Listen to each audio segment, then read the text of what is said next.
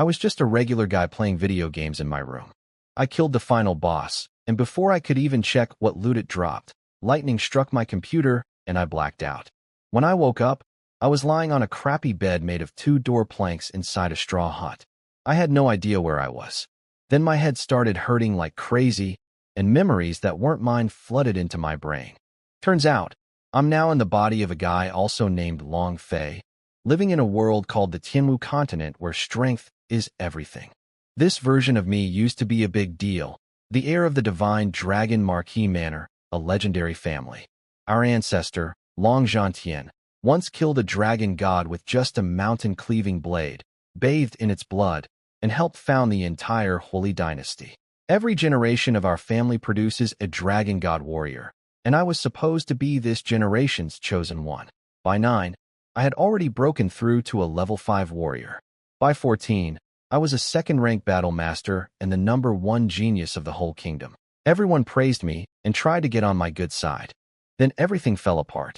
Some mysterious powerful guy showed up, shattered my dantian, the core where you gather energy to fight, and ripped the dragon god bloodline right out of my body. Just like that, I went from genius to trash. I couldn't cultivate anymore. I couldn't even beat a beggar on the street. For a whole year, everyone bullied me. My own family treated me like garbage. The people who used to suck up to me now laughed in my face. After the family elder went into permanent seclusion, they cut off all my food and support. They told me the Long family doesn't feed useless people. 3 days ago, my cousin Long Ao kicked me so hard I flew into a stone tablet and passed out, just because I glanced at the girl next to him. That's how low I had fallen. So here I am, a modern-day gamer stuck in a broken body in another world. I don't know the first thing about cultivation. If this were a video game, I could crush anyone with one hand, but this world doesn't even know what a computer is. But then I noticed something blinking in my mind. A gift box, like the ones you get in games. I thought I was losing it, but I focused on it anyway, like clicking a mouse. A chime rang out. Congratulations, host Long Fei. You have activated the Berserk system. Would you like to view your attributes? A whole game-style status screen popped up in my head. Player, Long Fei. Level 0. True energy, 0. Skills, none. But there was one stat that caught my eye. Berserk points, 100. There were also tons of features locked behind higher levels. I couldn't help but grin. I may not know anything about cultivation, but when it comes to gaming, I'm a professional. Nobody could beat me in my old world, and nobody's going to beat me here either. My days are about to get a whole lot better. I was sitting on the bed studying my new system when Xiao Xiao rushed in. She's a servant girl the family elder picked up years ago to keep me company since my parents disappeared. She's been by my side through everything. When I was a genius, she stayed quiet in the background, and when I became trash, she followed me to this rundown hut and took care of me. Without her, I'd already be dead. She's the only person in this world who truly cares about me, and since I was an orphan in my past life, I treasure that more than anything. Before we could even talk, someone kicked the courtyard gate open. It was Li San, one of the manor's low-ranking stewards. He came to collect a debt. Turns out, after Long Ao beat me unconscious a few days ago, Xiao Xiao borrowed money from Li San to buy medicine for me. The deal was supposed to be 3 months to pay back, but somehow the contract got changed to 3 days, and today was the deadline. This guy was disgusting. He told Xiao Xiao that if she spent one night with him, he'd forget about the money. He kept mocking me, calling me a waste, saying everyone in the Long family wished I'd just die, and that Xiao Xiao would be better off with him. I lost it. I stormed out and confronted him. He just laughed. He was a level 1 warrior, and I was level 0, nothing. He said he could kill me with one hand. But then I noticed a toad crawling out of a hole nearby, with a health bar floating above its head. I stomped on it. 3 system notifications chimed in my head at once. First, I got 10 experience points for killing the toad. Second, the Berserk attribute triggered and dropped a divine skill called Toad Technique. Third, I leveled up to a level 1 warrior. I chose to learn the skill immediately. Rage was boiling inside me. My body dropped low to the ground, and I let out a strange croak. Xiao Xiao looked terrified. Li San burst out laughing, thinking I was kneeling to beg. He didn't finish his sentence. I launched forward like a cannonball and slammed straight into his stomach. His eyes nearly popped out. He flew backward and crashed through a mud wall, collapsing it. I stepped on his face and stared down at him. He still tried to threaten me, saying his uncle was the head steward Long Dayo and that I'd pay for this. Xiao Xiao ran over and begged me not to kill him, warning me his uncle wouldn't let us go. Li Xin smirked and started threatening me again. He didn't get to finish. I punched him in the skull with everything I had, using the toad technique. His head cracked open. Blood splattered across my face. Lightning flashed behind me. Anyone who threatens me, I said, gets one outcome. Death. After I killed Li San, the system chimed again. I got 100 experience points, 10 spirit energy, 10 berserk energy, and 200 silver coins. Then I leveled up to a level 2 warrior. On top of that, reaching level 2 triggered a beginner gift pack. But first, I checked the toad technique I got earlier. It was a god-tier skill, above all 4 normal ranks in this world. It has 2 attack modes, one powered by raw strength, another by true energy that can trigger a hidden move called Strangle. I couldn't believe it. In years of gaming, I barely ever got god-tier skills, and here I got one from stomping a toad. I also figured out the berserk system. It takes 100 points to trigger the berserk attribute, and killing someone gives 10 points. So basically, anyone who messes with me is just feeding my power. Then I opened the beginner gift pack. Notifications flooded my brain. Basic swordsmanship, alchemy, weapon crafting, array carving, talisman making, beast taming, puppet crafting, every support skill that exists on this continent, all learned instantly. They were all at the lowest rank, but each one could be leveled up just by raising proficiency, like grinding skills in a game. Other people need special talents to learn these things. Alchemists need fire talent. Array masters need nature talent. I don't need any of that. I just need practice time. I was so excited I grabbed Xiao Xiao and kissed her on the cheek without thinking. She froze up completely, her face turning red as an apple. I told her our good days were coming. Then I got serious. I had to deal with Li San's body. His uncle, Long Dayo the head steward, would come looking eventually. Xiao Xiao told me Li San had actually been reporting on me to his uncle every day. He was a spy. That just confirmed he deserved to die. I gave Xiao Xiao the 200 silver and told her to find a place in the city to hide. I needed to leave and train. I told her it might take 6 months, maybe a year, but I'd come back. There were too many people in the Long family. I still had scores to settle with. Whoever was behind the attack that destroyed my Dantian and stole my bloodline, I was sure someone high up in the family was involved. If they found out I could cultivate again, they'd come after me. I had to leave, get stronger, and come back to deal with them one by one. Xiao Xiao cried but nodded. We left the Long manor together in the pouring rain. I helped her settle into a small house in the slums of the west side, then headed out through the city gates toward the Yunlan mountain range. Meanwhile, at the prince's manor, someone reported my departure to Prince Nangong Lei. He decided I was just a cripple walking to my death in the mountains and not worth bothering with. He didn't send anyone after me. After a day and a half of walking, I reached the Holy Mountain Range, one of the 4 great mountain ranges on the Tianwu Continent. This place is basically a forbidden zone. It's crawling with demon beasts ranked from level 1 to 9, with mythical and holy beasts above that. People who go and rarely come out alive. This mountain range has history with my family too. Years ago, the Long family patriarch Long Zhanhai died fighting the demon lord deep inside these mountains, and our ancestral treasure, the dragon slaying blade, forged from dragon god blood, vanished with him. The family has been searching for it ever since, but nobody's ever found a trace. None of that mattered to me right now. I had one goal, leveling up. I started smart, staying on the outer edges and hunting harmless critters, rabbits, wild chickens, stuff like that. 10 experience points each. It wasn't exciting, but I know how games work. You build from the bottom. 2 days in, I hit level 3. 3 more days, level 4. Still not strong enough. 10 days later, level 5. By then I had a mountain of dead rabbits and chickens behind me. Every kill, I practiced my basic swordsmanship and toad technique to grind their proficiency. Swordsmanship reached level 3. Toad technique was at 5,000 out of 10,000 proficiency, halfway to upgrading. I pushed deeper into the mountains. Half a month later, I broke through to level 6 warrior and entered the heart of the mountain range. The air felt dangerous. A level 6 warrior could handle level 1 demon beasts, but a level 2 beast would destroy me. Then a massive gray wolf lunged at me. Tall as a person, fur like steel needles, glowing green eyes. I dropped into Toad Technique stance and launched myself into its belly like a cannonball. While it was stunned, I smashed its skull in with a club. The system rewarded me with 100 experience, 10 true energy, and 1 berserk energy point, plus a wolf pelt. That's when I realized killing demon beasts gave way more experience than rabbits, plus true energy and berserk points. Killing people gives 10 berserk points each, but beasts only give 1. The trade-off is that there are thousands of beasts out here. I check my stats. Level 6 warrior, 90 true energy, 11 berserk points. I needed 100 berserk points to trigger the berserk attribute again. I went on a rampage.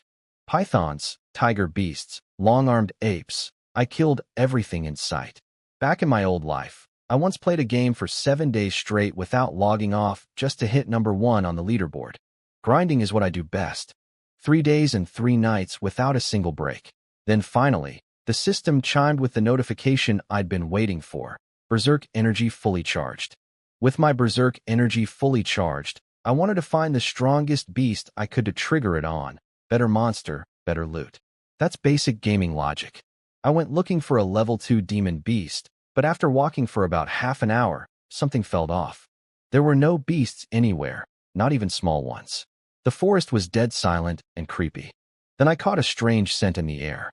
After almost 2 months in these mountains, I'd never smelled anything like it. I was sure it was a spirit fruit, something born from the natural energy of heaven and earth.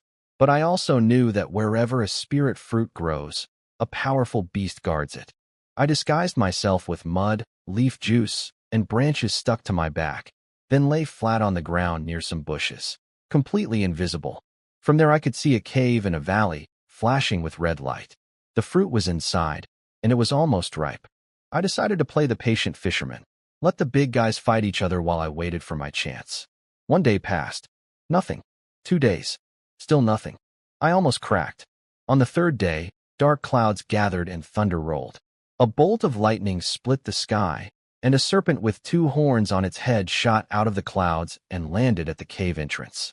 A flood dragon, a peak level 9 beast, practically a divine beast. 1 more evolution and it would become an actual dragon. Then the cave flashed white, and a snow-white wolf appeared at the entrance, its body glowing with spiritual light. Through my system, I could see both of them shining with golden light, the same glow that marks a boss in games. They stared each other down. Then all hell broke loose. Water blasts, wind blades, claws, fangs, the whole mountain shook. Every beast within miles fled. They fought from day into night, and through to the next morning. The flood dragon lost scales everywhere, and the white wolf was covered in bleeding wounds. Neither could gain the upper hand. Then the cave erupted with red light that pierced straight to the sky. The spirit fruit was ripe. Both beasts knew there was only a short window to pick it before it crumbled to dust, so they threw everything they had at each other. The flood dragon suddenly split into 2, an illusion technique. Without thinking, I jumped out and shouted, "Its real body is on your right." The white wolf seemed to understand. It spun and slammed both claws down on the real dragon. The dragon screamed and bit into the wolf. The wolf bit back. They locked onto each other, neither letting go. This was my chance. I sprinted up and checked their health bars. The flood dragon had less health left. I activated Toad Technique with true energy, launched myself into the dragon's jaw, and knocked its fangs loose. In that instant, the hidden attack triggered, strangle. A force crushed the dragon's organs from the inside. Its remaining health hit 0. The massive body crashed to the ground, its lantern-sized eyes staring at me in disbelief. The system chimed. My heart was pounding. I released my berserk energy. Go berserk! The system went absolutely crazy. Killing that level 9 flood dragon gave me 1,000,000 experience points, 10,000 true energy, and I jumped 5 levels straight to a 2nd-rank battle master. On top of that, I got the dragon's essence blood, 3 elemental beast cores, wind, illusion, and water, all peak level 9 and incredibly valuable. But the real prize was a god-tier skill called Dragon Slaying Blade Technique, and, even better, the Dragon Slaying Blade itself, my family's lost ancestral weapon that they've been searching for over 1,000 years. The blade was broken in half, so the system listed it as a damaged divine weapon, but even incomplete its stats were insane. 13,000 pounds, SSS level destructive power, 200% damage against evil creatures, 500% against dragons, plus a hidden technique called Dragon Slaying Strike with a 1% activation rate. I tried to pull it out and swing it around, but the system told me my wrist strength was too low. I needed 99 points, and I only had 50. Frustrating, but it just meant I needed to keep leveling. A hidden quest triggered too. Repair the dragon slaying blade within 1 year. S-rank difficulty. The reward was massive experience, true energy, increased activation rate for dragon slaying strike, and something called the secret of the dragon slaying blade. The first clue pointed to the Nangong royal family. I learned the dragon slaying blade technique immediately. 7 moves, each building a layer of blade energy. Stack all 7 and you unleash dragon slaying rampage at 500% damage, doubled when using the actual blade. Then I fused all 3 beast cores, gaining 10% comprehension in wind, illusion, and water elements, boosting my attack, defense, and learning speed for those types. Then I noticed the white wolf staring at me. She was bleeding badly. She was pregnant, and the fight with the dragon had caused complications. She was dying and having a difficult birth at the same time. She looked at me, then at the cave. I asked if she wanted me to get the spirit fruit to save her. She shook her head and looked down at the baby wolf struggling beneath her, wrapped in a blood membrane. She wanted me to save her child, not herself. She knew she was already beyond saving. I didn't hesitate. She was the reason I'd gotten all these incredible drops. Without her fighting the dragon to near death, I'd never have had my chance. I rushed into the cave, grabbed the glowing red spirit fruit without even checking its stats. I was afraid the temptation would be too much and ran back out. The mother wolf was barely alive. I cleaned the blood membrane off the tiny white pup and gently placed the fruit in its mouth. The mother looked at me, smiled, and said through her thoughts, "Thank you." Then her body went stiff and she died. The baby wolf swallowed the fruit and instantly recovered. It licked my arm, curled up in my arms, and a thought entered my mind. Master. The system chimed again. The system confirmed the baby wolf was now my battle pet, and not just any pet. He was classified as a divine beast, 1 rank above his mother who was only a level 9 demon beast. The spirit fruit must have pushed him straight past that barrier. Lucky I didn't eat it myself. At my level, that much energy would have blown my body apart. I named him Little White and put him in the pet space the system unlocked. He was just a newborn, so despite his divine rank, he still needed to grow and level up like me. I promised his dead mother I'd protect him forever. Then I got back to grinding. I had one clear goal: raise my wrist strength to 99 so I could wield the dragon slaying blade. The only way was leveling up. I trained relentlessly, rotating through all my skills with every kill. Toad technique, basic swordsmanship, dragon slaying blade technique. Each one eating through stamina and true energy. The blade technique was especially brutal, draining my spirit and body with every swing, but its damage was off the charts. I pushed through the pain and kept going. I started taking on level 2 demon beasts, then kept pushing further. 5 months passed. I reached level 5 battle master. Basic swordsmanship hit rank 8. Toad technique reached rank 2. Dragon slaying blade technique hit rank 1. All my damage numbers climbed significantly. Among the young generation of the Long family, I was confident nobody could match me anymore. Every single day in those mountains, I replayed everything that happened to me. The mysterious attack that destroyed my cultivation, the family turning their backs, the bullying, the humiliation. It fueled me. I told myself every day, train harder, go back, and make everyone who laughed at me kneel. Little White grew too, though he didn't level up. He just got fat. He turned into this chubby white ball of fur that looked more like a puppy than a wolf. The little glutton could swallow roasted meat bigger than his own body in one gulp, then waddle off to sleep. Eating and sleeping, that was his whole life. More pig than wolf, honestly. At night, sitting by the campfire, I'd look at the sky and think about Xiao Xiao. I wondered if she was okay. It was time to go back. Meanwhile, back in the city, Long Dayo, the head steward whose nephew I killed, had tracked Xiao Xiao down to the slums. He was furious and swore to make me suffer. And right there in the mountains, on my last night, I was grilling meat when voices echoed through the forest. Men were hunting someone. Women from a sect called the Heavenly Sect, saying they'd been hit with some kind of knockout smoke and couldn't have gotten far. Before I could react, a cold blade pressed against my neck. A voice whispered, "Don't speak, or I'll kill you." I was having a great dream, about to take a bath with 3 beautiful fairies, when I felt something ice cold on my neck and snapped awake. A girl was holding a sword to my throat, telling me not to speak. There were 3 women hiding in the cave I'd been sleeping in. 2 were conscious, and 1 was passed out on the other's back. They were disciples of a sect called the Heavenly Sect, and they'd been hit with some kind of blood-refining knockout, smoked by men from a group called the Blood-Refining Sect. Their cultivation was down to about 10%. They were terrified. The blood-refining sect captures people, drains their blood to boost their own power, and does even worse things to women before turning them into blood corpses. The older one, called Senior Sister, told me not to move or talk. I didn't appreciate the threat. I slipped away from her blade in an instant and got behind her, locking my hand around her throat. At only 10% power, she couldn't stop me. The younger sister tried to help, but collapsed and passed out. Her shout gave away their position. The blood-refining sect guys heard it and started closing in, laughing about what they were going to do to the little beauties. The senior sister, shaking so badly she dropped her sword, begged me to kill them all rather than let them be captured. The younger one had said earlier that she'd give herself in marriage to anyone who saved them.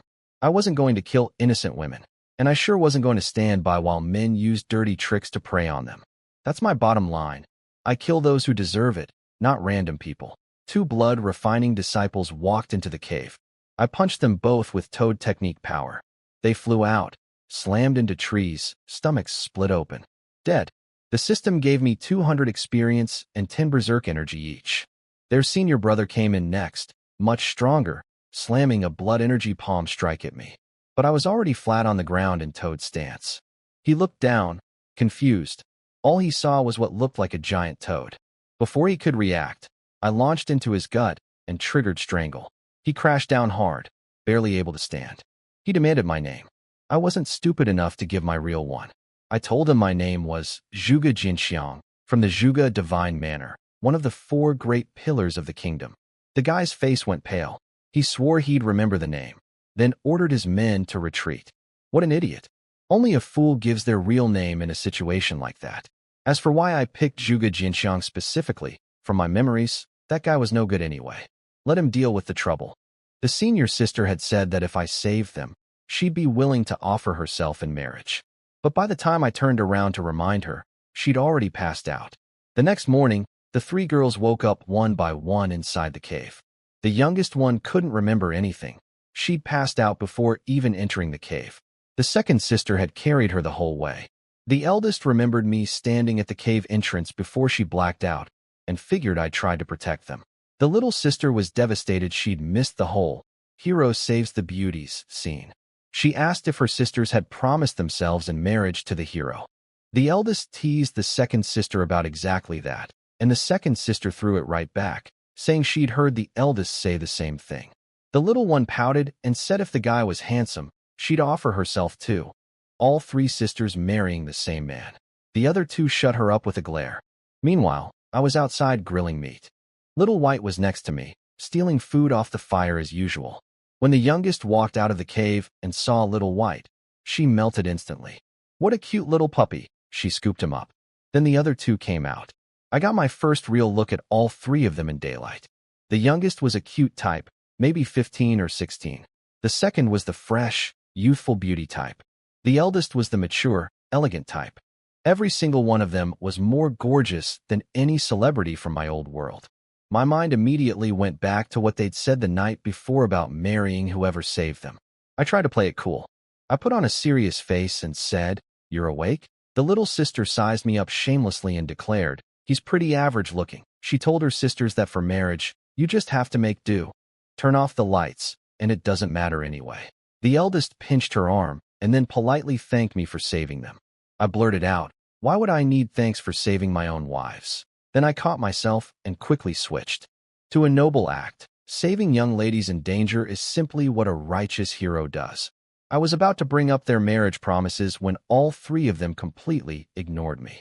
They surrounded Little White, hugging him, rubbing against him, cooing about how adorable he was. They passed him around, and that little traitor was nuzzling into each of their chests with the happiest look on his face. A total little pervert. I wanted to scream, "Let go of that wolf and come hug me instead." But nobody listened. Every time I tried to speak, they ignored me. Even worse, every piece of meat I grilled, Little White snatched it right off the fire and brought it to the girls to impress them. I cooked over a dozen pieces of meat and didn't get to eat a single one. I was starving and miserable. I couldn't help but mutter, "I wish I was a wolf. My life is worse than a dog's. No, worse than a wolf's." But hungry or not, I kept grilling. Because after 12 stolen pieces, I was really, really hungry. I finally got to eat after stuffing 3 women and 1 wolf until their bellies were round. It was almost noon by then. The little sister demanded I escort them back to the city. I told them the blood refining sect was gone, so they could walk back themselves. But the eldest explained they still had residual poison in their systems and couldn't fully recover their cultivation yet. Then even Little White grabbed my pants leg and looked at me with begging eyes. Traitor. Half a year of raising him, and he sides with pretty girls. I was about to refuse when the system chimed. Escort quest triggered. B rank. Reward. 10,000 experience, 1,000 true energy, and a weapon. Fine. I needed to go back to the city anyway. The 2-week journey back was more of the same. The 3 sisters played with Little White nonstop and basically pretended I didn't exist. I learned they were disciples of the Heavenly Sect, which is basically an elite academy stronger than the entire kingdom. They were here to prepare for next spring's recruitment. When we reached the West Gate, the quest completed and I got my rewards. I said goodbye immediately. "See you. Take care, not walking you any further." I was desperate to find Xiao Xiao. The 3 girls were stunned that I wanted to leave so fast. The eldest gave me a Heavenly Sect token, an incredibly rare pass that lets you skip the public trials and go straight to their selection exam. I took it, said thanks, grabbed Little White, and left without looking back. They stood there speechless. The little sister called me a country bumpkin. The second sister mumbled that my name sounded familiar. I didn't care. What they didn't know was that the blood refining sect had already come to the city, looking for Zhuge Jinxiang, the fake name I gave them. I headed to the hibiscus restaurant first. Xiao Xiao's favorite place. They make these buns she loves. I was starving too, after 6 months of nothing but grilled meat. I ordered a whole table of food. Before I could take a single bite, someone barged into my private room. Long Ao, the cousin who'd kicked me unconscious before I left. The eldest son of the family's grand elder. He smirked and called me a waste, saying I'd finally crawled back after hiding for half a year. I told him to get lost before I made him crawl out of here. His bodyguards shouted at me. Long Ao started to call me trash again. He didn't even finish the word. I moved so fast he couldn't see it and slapped him across the face. He crashed to the floor with a clear handprint swelling on his cheek. His 2 bodyguards rushed me. I slapped them both down the same way. None of them could get up. Long Ao had reached level 8 warrior in the 6 months I'd been gone. He thought he'd grown fast, but he couldn't even see my hand move. The gap between us was enormous now. He tried to sneak away on all 4s. I stepped on his head and told him to pay for my meal first, then he could crawl out. He was seething inside but too scared to say a word. He paid and slithered away, silently swearing revenge. I packed up Xiao Xiao's favorite buns and headed to the slum district. When I walked into the little courtyard, my heart sank. The place hadn't been cleaned in months. Nobody was there. An old woman next door told me carefully that a group of men had taken Xiao Xiao away several months ago. Long Dayo. He took her because I killed his nephew. Rage exploded inside me. Someone had touched the one person I cared about most in this world. That was my reverse scale. The one thing you never, ever touch. I stormed into the Divine Dragon Manor and roared for Long Dayo to come out. He took Xiao Xiao, and I was going to get her back. The guards at the gate recognized me and started calling me a waste. I slapped the first one unconscious. He was a second-rank battle master, and he dropped like a dead dog. I told them my name isn't something servants get to say casually. Every person I passed on my way through the manor who dared call me trash got knocked flat. Family disciples, servants, didn't matter. One by one, they hit the ground. Then the manor's elite guards showed up, 2 rows of soldiers in armor carrying dragonsteel spears, all pointed at me. Their leader was Long Shan, a 4th-rank battle master and one of the top young fighters in the manor guard. He called me by my name without any respect. I reminded him that I am the young master of this family, personally named by the great elder in the ancestral hall.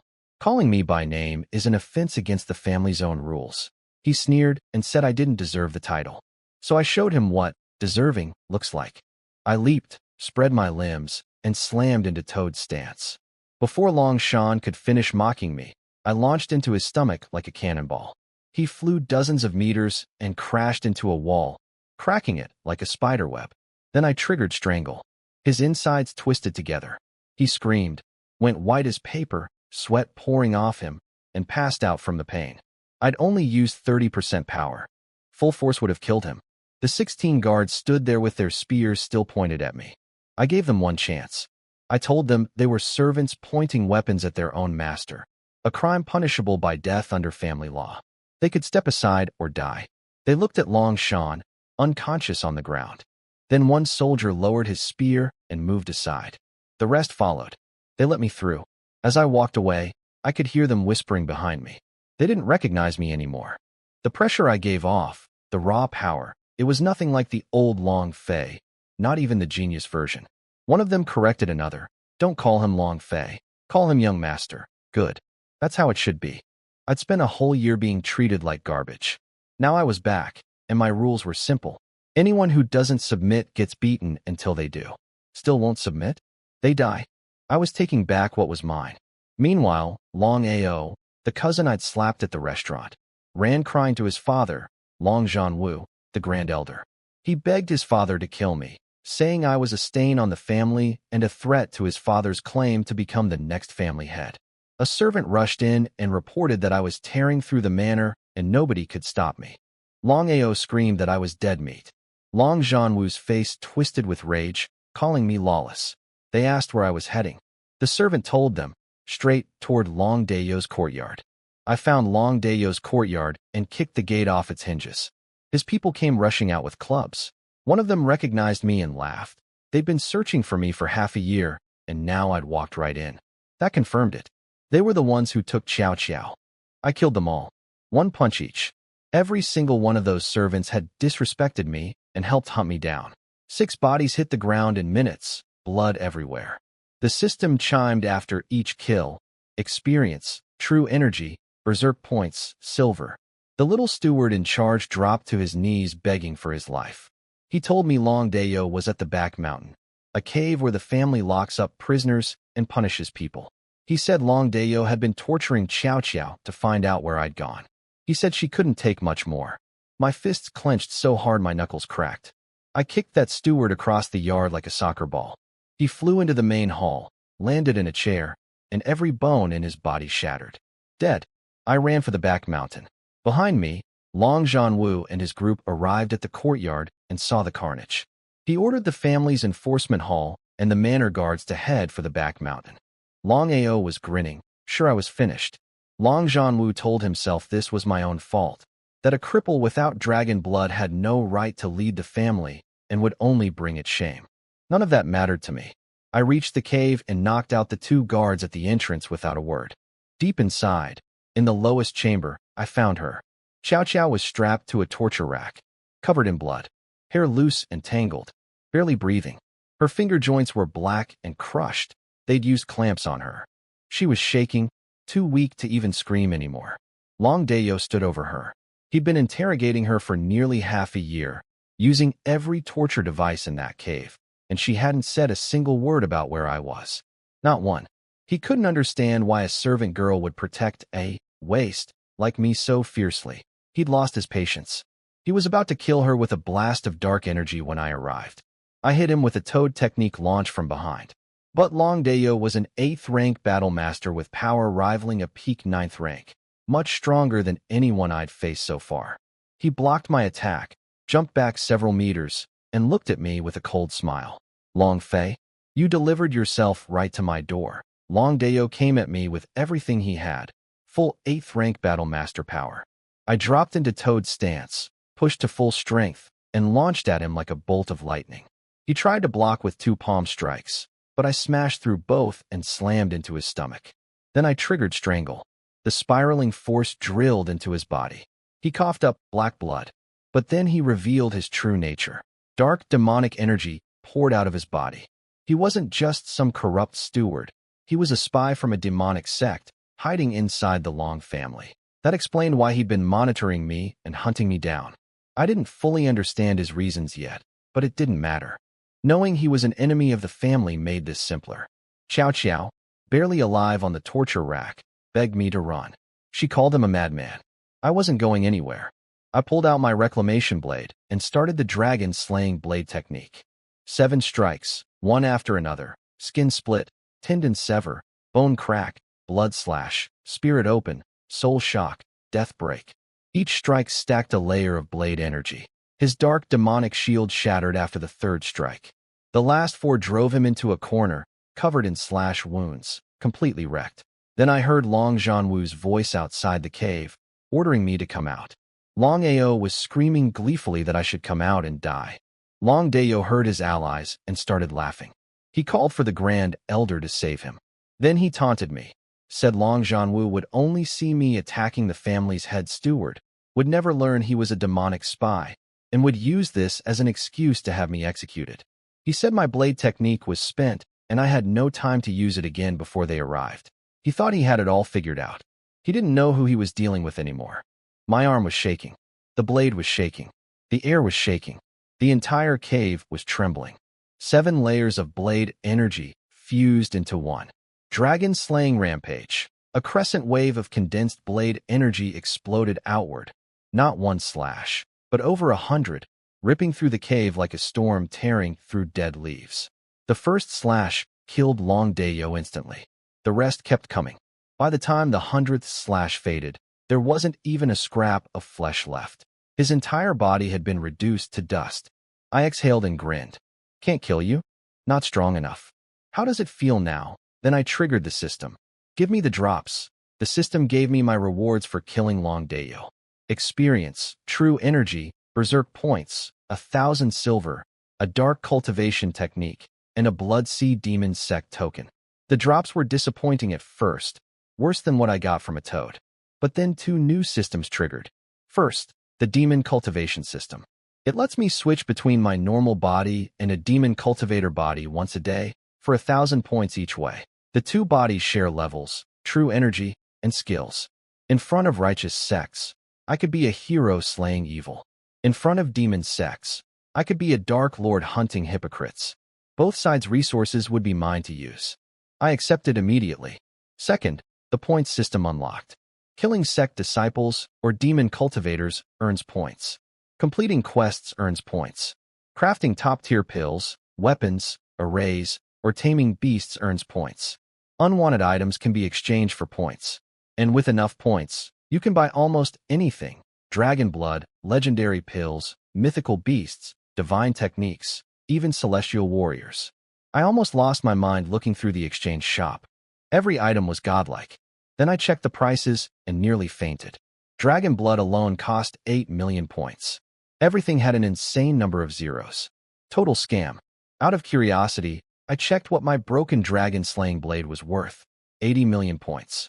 If I repaired it, it might be worth hundreds of millions. Suddenly I felt like the richest man alive, even if I couldn't actually spend it.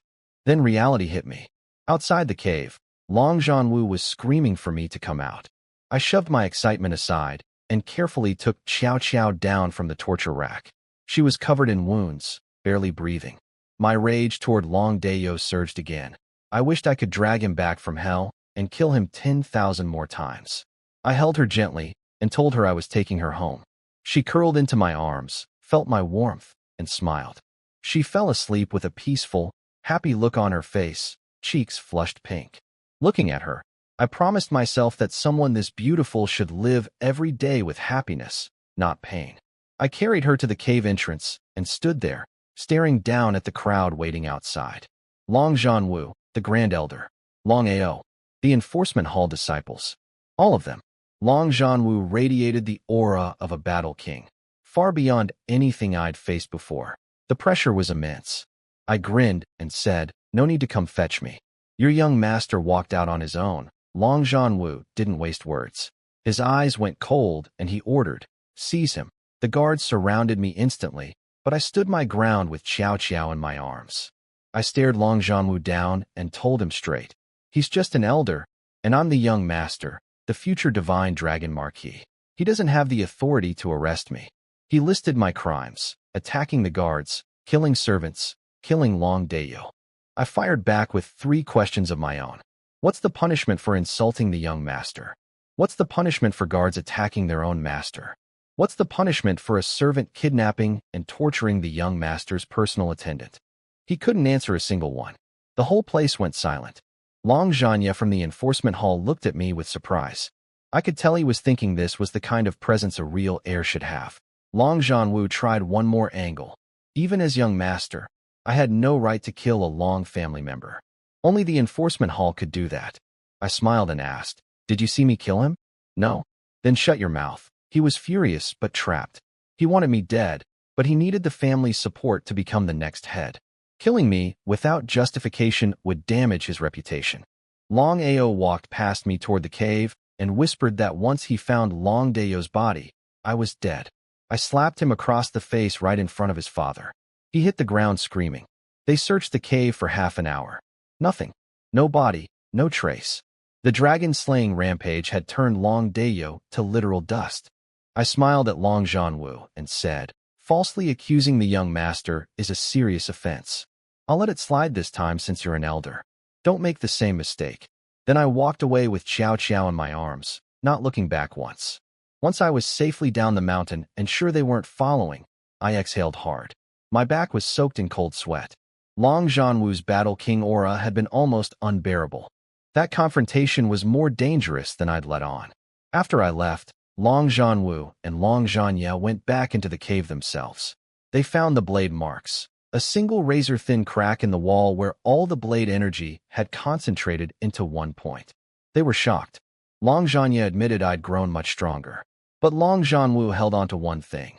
I had no dragon blood aura. Without it, no matter how strong I got, the family would still consider me a cripple. In their eyes, a divine dragon marquis without dragon blood would make the whole family a laughingstock. He regretted not killing me a year ago when it would have been easy. Long Zhanya offered to do it now, a quick throat slash. But Long Zhanwu refused. He wanted to kill me with a legitimate reason, something the family would accept.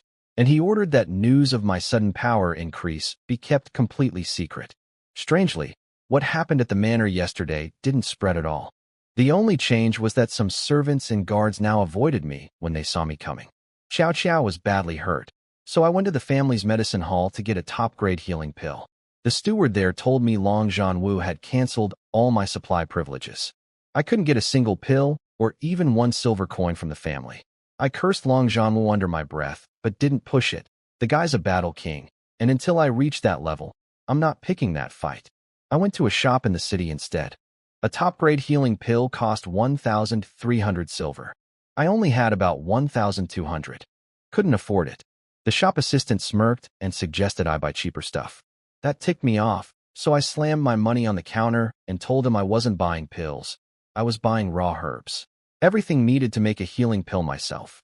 He and everyone in the shop laughed at me. Alchemy is considered nearly impossible for most people. You need a fire element talent just to qualify, then years of practice, then mountains of expensive herbs to train with. Even the Long family, one of the kingdom's 4 great pillars, only managed to produce 1 mid-level alchemist. The idea of some random guy buying cheap herbs and brewing his own pills was hilarious to them. I told them to mind their own business, grabbed my 30 sets of herbs, bought a cheap cauldron from a street stall, and headed home. Xiao Xiao came out of the room looking pale and weak. I told her I was going to personally craft a healing pill for her. She was stunned, but immediately said she believed in me. That's my girl.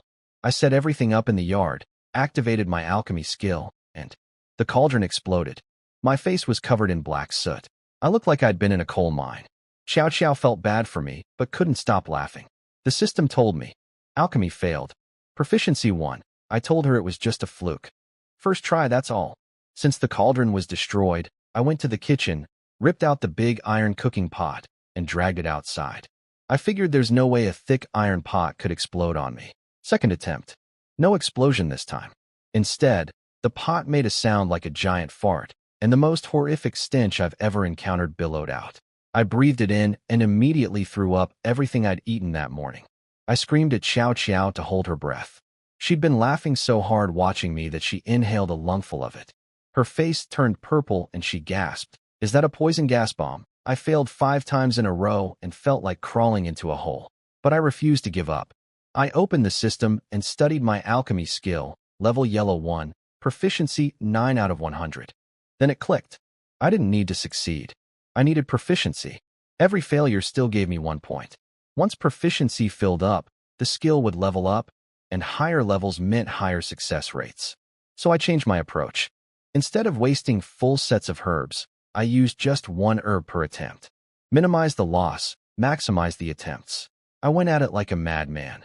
Fail, fail, fail, over and over, all day long without eating. The iron pot couldn't even be used for cooking anymore since I'd turned it into my cauldron. Meanwhile, Long Zhanwu had spies watching me. They reported everything. The exploded cauldron, the poison gas, the endless failures. He laughed his head off, calling me a hopeless waste. He and Long Zhanwu were already planning to kill me at the family assessment in 1 month.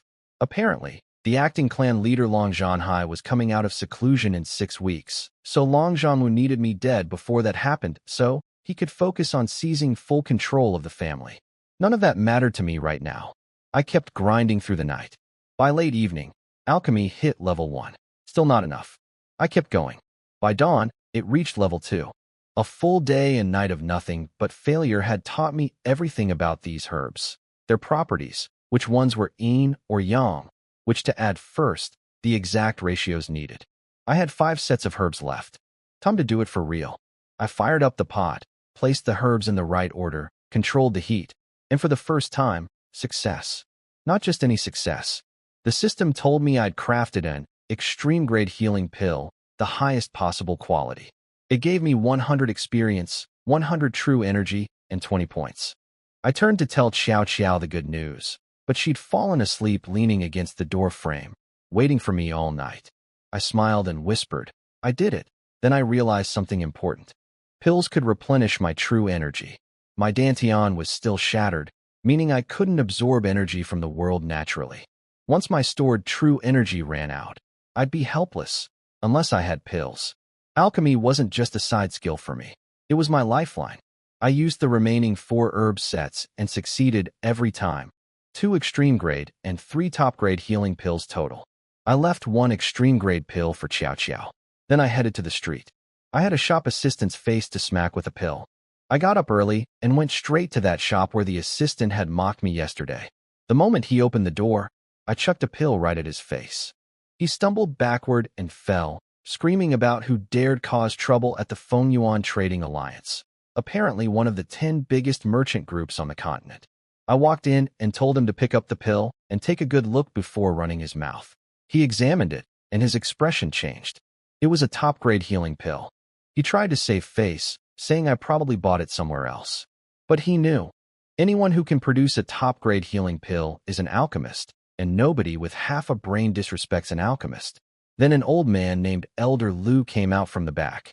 Sharp eyes, powerful aura, clearly a strong cultivator and an alchemist himself. He took the pill, studied it, and his face shifted immediately. He said the color, quality, true energy content, and healing power were all at the very top of the upper grade range. I told him to stop asking if I really made it, and just name a price. He said 3,000 silver. That was more than double what a normal top-grade pill sells for. Then I handed him my extreme-grade pill. His hands started trembling. He said it was perfect quality, the finest he'd ever seen. He grabbed my hands and begged to know how I'd made it. I pulled away and told him I wasn't stupid enough to give away my secrets. He rushed to the back room to consult someone and ordered the assistant to serve me their best tea, spirit liquid tea. The assistant nearly choked. Apparently, this stuff costs 30,000 silver per pound and can boost cultivation. I didn't know any of that. I was just thirsty after staying up all night. I downed the whole cup in 1 gulp. The system chimed, plus 10 true energy. My eyes lit up. I told the assistant to bring me a whole pot, and if I couldn't finish it, I'd take the rest to go. The poor guy looked like he wanted to die.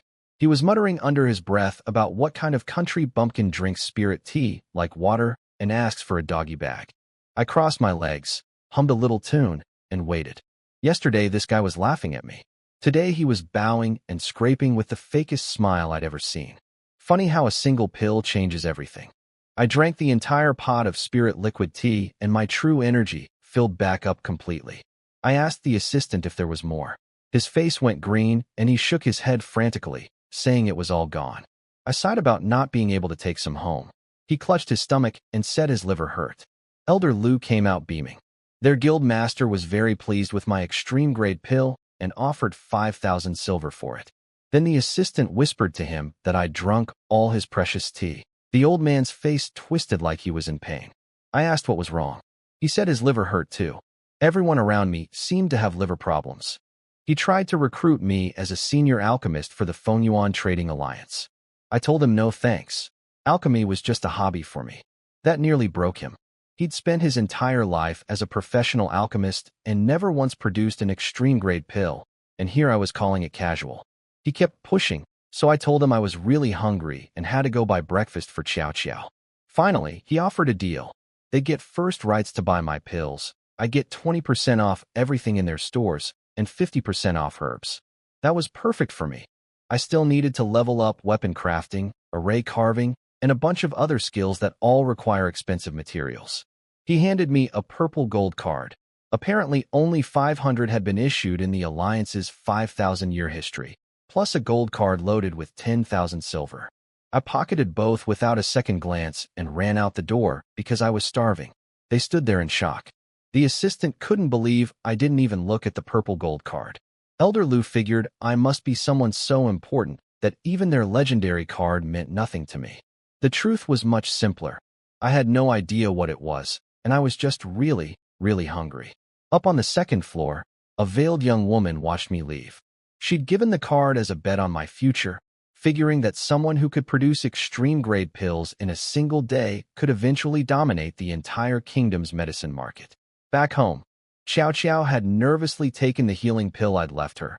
She was afraid it might be another stink bomb, but it worked beautifully, healing her wounds and repairing her internal injuries at incredible speed. She was thrilled. Then Long Zhanwu showed up. Chow Chow went pale.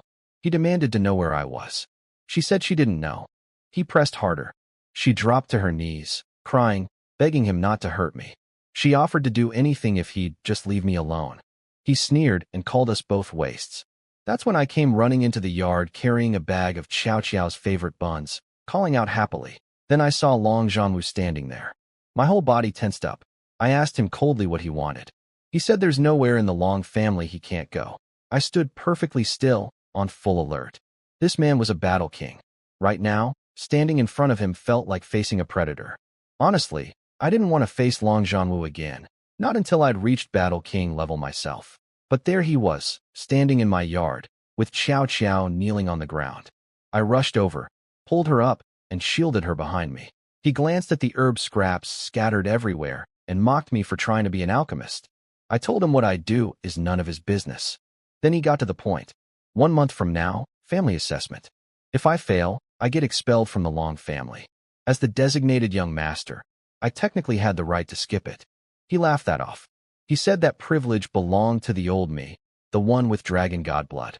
The current me, shattered Dantian, blocked meridians, the laughingstock of the city, had no such right. Then he looked past me at Chow Chow and said coldly, I'm not Long Dayo. My methods are 10,000 times worse than his. My teeth ground together. I hate being threatened. But I told him fine, I'd participate. And I warned him, people who threaten me don't live very long. He released his Battle King aura for just a second. The pressure crushed me. Then he pulled it back, smiled, and left. The moment he was gone, my legs gave out, and I dropped to the ground. That pressure was unbearable, but I swore I'd get him back eventually. Chow Chow told me the assessment is designed for elite disciples over 20 years old.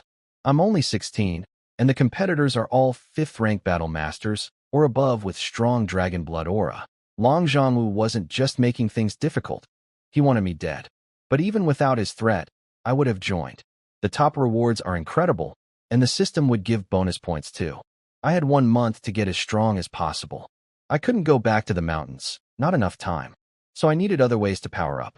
Better weapons, talismans, puppets, anything that could boost my combat ability. I started with talisman crafting.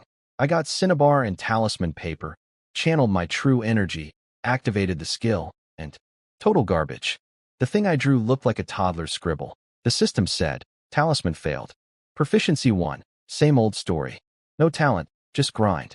I started the long, brutal cycle of failing my way to mastery. Every attempt drained my mental energy. Talisman crafting requires absolute focus. One moment of distraction, and it fails instantly. After an hour, I was soaked in sweat and mentally destroyed. After 3 hours, I kept going. 5 hours, still going. 10 hours, still failing, but getting closer each time. I could almost complete a full talisman, just missing the last few strokes. I pushed through the exhaustion, telling myself, Long Jianwu, you want me dead? Let's see who dies first. Meanwhile, his spies were reporting everything. He was laughing himself sick. Failed at alchemy, now failing at talismans. What's next? Weapon crafting? He thought I was still the same hopeless waste. He was already planning to deal with me at the assessment, then move on to seizing control of the family from the acting clan head, Long Jianhai. Let him laugh. He had no idea what was coming. I trained talisman crafting for a full day and night without stopping. True energy depleted, mental energy nearly gone, body on the verge of collapse. I still didn't quit. By dawn, the skill finally hit level 2. I was so exhausted I could barely stand. Worse than any 7-day gaming marathon from my old life. But I had no time to rest. 1 month isn't enough to waste a single day. I dragged myself to the Fengyuan shop, hoping for more spirit liquid tea. The assistant's face dropped when he saw me. He swore on the heavens there was none left. I called the shop disappointing and moved on. Elder Lu came out and asked if I'd made more pills. I said no. Then I asked if they had fresh demon beast blood. They had a whole batch of level 5 saber-toothed tiger blood that came in that morning. The price? 80,000 silver after my discount. I nearly choked. I didn't have anywhere near that much. Elder Lu just laughed and handed it to me on credit. I was so grateful I almost cried. Then, because I'm me, I asked for 1,000 sets of healing pill herbs on top of that. He started coughing. I told him I'd pay eventually. He sighed and had it all packed up. I grabbed everything and bolted before anyone changed their mind. Back home, I immediately crafted several top-grade healing pills and swallowed them all to refill my true energy. After a short rest, I got to work on what really mattered. See, regular cinnabar ink makes weak talismans because I can't pour enough true energy into them at my level. But demon beast blood is packed with natural energy, a perfect substitute. I dipped my brush in the tiger blood, channeled my energy, and activated my level 2 talisman skill. Success on the first real attempt. An extreme-grade phantom saber-toothed tiger talisman. When activated, it summons a level 5 tiger that can tear apart warriors at the battle spirit level, way above my own rank. Plus, because I'd absorbed those elemental beast cores earlier, my talismans got bonus effects in wind, water, and illusion elements. I spent the entire day crafting. By the end, I'd used up all the tiger blood and produced 18 talismans, 10 extreme grade and 8 regular ones. Each one was a weapon that could fight opponents far stronger than me. But I wasn't done. I still had the level 9 flood dragon blood from the mountains. That blood was infinitely more powerful than the tiger's. I needed to recalibrate my technique before attempting talismans with that, though. The power difference was massive. I was looking at my stack of talismans, thinking about how to test their strength, when I heard voices outside the yard. Hey little beauty, come play with me. Someone was harassing Xiao Xiao. My eyes went red. I grabbed my talismans and charged out. Xiao Xiao had gone out to buy me food since I hadn't eaten all day. When she got back to our gate, some guy named Long Chung was blocking her path, drooling over her and telling her to play with him. Long Ao was right there too. He'd brought Long Chung specifically to get revenge on me. Long Chung was an 8th rank battle master with dragon blood aura, and Long Ao figured that was enough to crush me. Xiao Xiao defended me, saying I was stronger than any of them. They laughed. Long Chung said even if I wasn't a cripple, beating me would be like beating a dog. I stepped out and said my usual line, insulting the young master. The punishment is death. Xiao Xiao grabbed my arm and begged me to let it go. She was worried because Long Chung really was powerful, but I wasn't worried at all. In fact, I was excited. I finally had a perfect test subject for my talismans. I pulled out a saber-toothed tiger talisman, channeled my true energy, and threw it. The paper exploded in the air and a massive tiger materialized, lunging straight at Long Cheng. It pinned him down and tore into him. He couldn't even fight back. In less than 10 seconds, he was dead, ripped apart. The system gave me 1,000 experience, 100 true energy, and 10 berserk points, plus a bonus blade technique. Long Ao screamed that I'd murdered a family member in broad daylight. I flashed over and slapped him to the ground, stepped on his head, and shoved his face into the mud.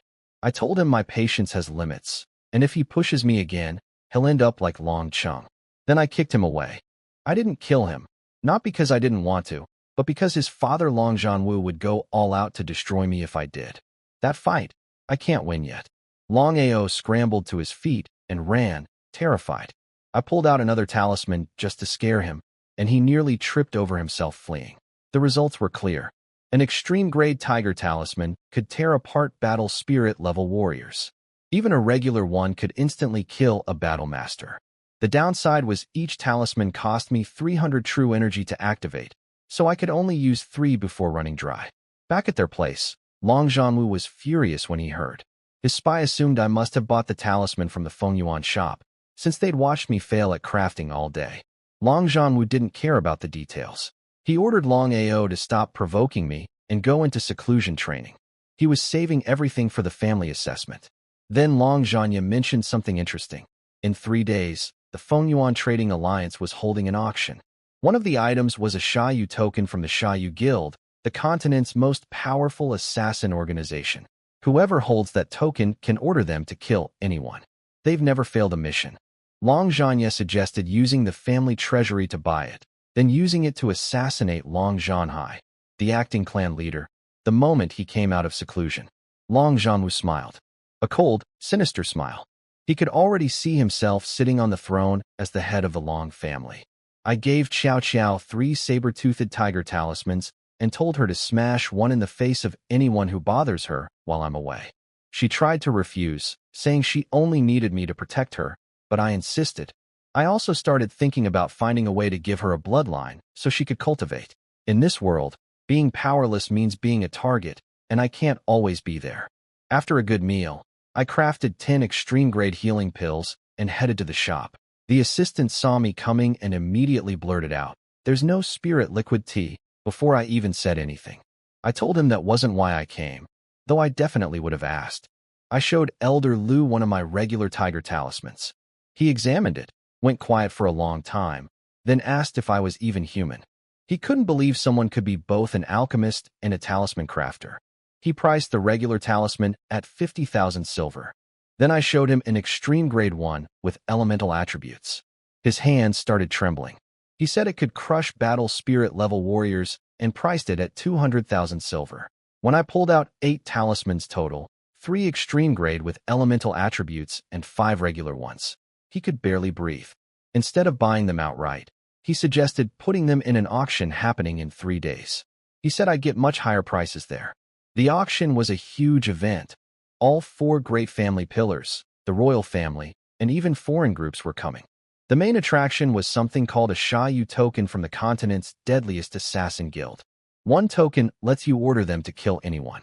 They've never failed a mission. They've even killed battle emperor level fighters. I didn't care much about assassin politics. I just needed money and power before the family assessment. Elder Lu took my gold card and loaded it with 1 million silver. I choked on my tea. He asked if that wasn't enough and bumped it to 2 million. I told him that was plenty before he went any higher. Then, since they apparently did have spirit liquid tea after all, despite the assistant swearing they didn't, I told them to pack me a pound to take home. The assistant looked like he wanted to cry. Walking down the street with 2 million silver on my card, I felt a little dizzy. I'd gone from being a penniless waste to this in just a few days. I couldn't help but laugh out loud like an idiot. Behind the scenes at the Fengyuan Trading Alliance, Elder Lu presented my talismans and pills to his boss, a mysterious young woman behind a veil. She was impressed and ordered her people to spread word about the extreme-grade talismans across the city to drive up hype before the auction. She figured if she made me rich, I'd stay loyal to the alliance. Her real goal was using me to monopolize both the pill and talisman markets in the kingdom. That night, after resting for a few hours, I checked my stats. Level 6 Battle Master, 1,300 True Energy, Berserk Energy, full at 100. I had all my skills lined up and 290 points saved. It was time for the big one. I took out the level 9 Flood Dragon Blood and started crafting. Every stroke drained my energy and focus to the limit.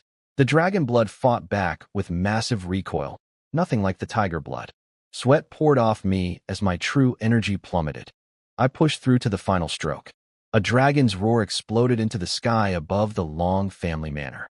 I collapsed to the ground, completely drained, but clutching the finished talisman. I checked its stats and my jaw dropped. Talisman, Soaring Flood Dragon Talisman. Grade, 3rd rank, God tier. Activation cost, 1,500 True Energy. Effect, instantly kills any warrior below Battle King level 5. Long Jianwu was a Battle King. This talisman was my insurance policy against him. The only problem, it needed 1,500 True Energy, and I only had 1,300. But I was close to leveling up. Once I hit 7th rank Battle Master, I'd have enough. For the first time in a while, I slept peacefully, but the rest of the city didn't. That dragon roar had set off a firestorm. Everyone thought someone in the Long family had awakened Dragon God blood, the sign of a new Dragon God warrior. Every major power in the city panicked. The 4 great family pillars, the royal palace, the prince's manor, nobody slept that night. They all sent people to investigate. Long Jianwu was especially alarmed. His guards rushed to check on me, but found me snoring in my room. They concluded it couldn't have been me. My dantian was shattered and my dragon blood was gone. Long Jianwu worried it might be someone loyal to the acting clan leader Long Jianhai, which would be a serious threat to his plans. Deep in the Long family compound, Long Jianhai himself was jolted awake in his seclusion chamber, wondering who had awakened. Even deeper, in the most secret chamber of all, the Great Elder, the family's old ancestor, opened his eyes and muttered, "A dragon's roar? I may need to come out of seclusion early." What actually happened was simpler than any of them imagined. The roar came from my Flood Dragon Talisman, not from anyone's blood awakening. But since nobody in the kingdom had seen a real dragon in generations, they couldn't tell the difference. I knew none of this. I was dead asleep. 3 days later, the Fengyuan auction began. Every major power in the city showed up. All 4 great pillars, the royal family, foreign delegations, all of them after the Xiaoyu token. The auction was held in the Fengyuan Alliance's dedicated arena, big as a basketball court, with 10 VIP rooms up front for the powerful families and 500 regular seats. Just the entry tickets were going for thousands of silver. Elder Lu went on stage and opened with my healing pills. The crowd booed at first. Who cares about basic healing pills? Then he explained these were different, double the healing speed. Plus they provide true energy to help with cultivation. He claimed they were made by a Grandmaster Alchemist. That was a lie, but a smart one. He invited the chief alchemist from the Zhuge Divine Manor, one of the 4 great pillars, to verify. The old man smelled a pill, sensed its energy, then tasted one. His face went through shock after shock as he muttered about perfect herb ratios, perfect energy release, perfect everything. He shouted that it was impossible and immediately bid 500,000 silver for the remaining 9 pills. The bidding war erupted. The prince's family, the Li Marshall Hall, even my own Long family, everyone jumped in. The final price was 1.3 million silver for 9 pills. I nearly died inside. I'd sold them to Elder Lu for 8,000 each, and here they went for over 140,000 each. I felt robbed. Next came a storage ring, 100 square meters of space. Nobody cared much. I grabbed it for 150,000 silver. I needed somewhere to store all my stuff. Then a 6th rank sword technique sold for 2 million. After that came something called Phantom Wind Shadow Steps. Unidentified grade. Starting bid, just 10,000. Unidentified means the auction house couldn't determine its rank, so it's a gamble. But I could check it through my system. It was a 1st rank heaven grade technique, incredibly rare and powerful. It consumed 10 true energy per second and made the user move like a phantom in the wind, impossible to track. I bid 1 million. The whole room turned to stare at me like I was an idiot spending that much on an unidentified skill. Even Elder Lu tried to signal me to stop. But the hammer fell. I got a heaven-grade technique for a fraction of what it was worth.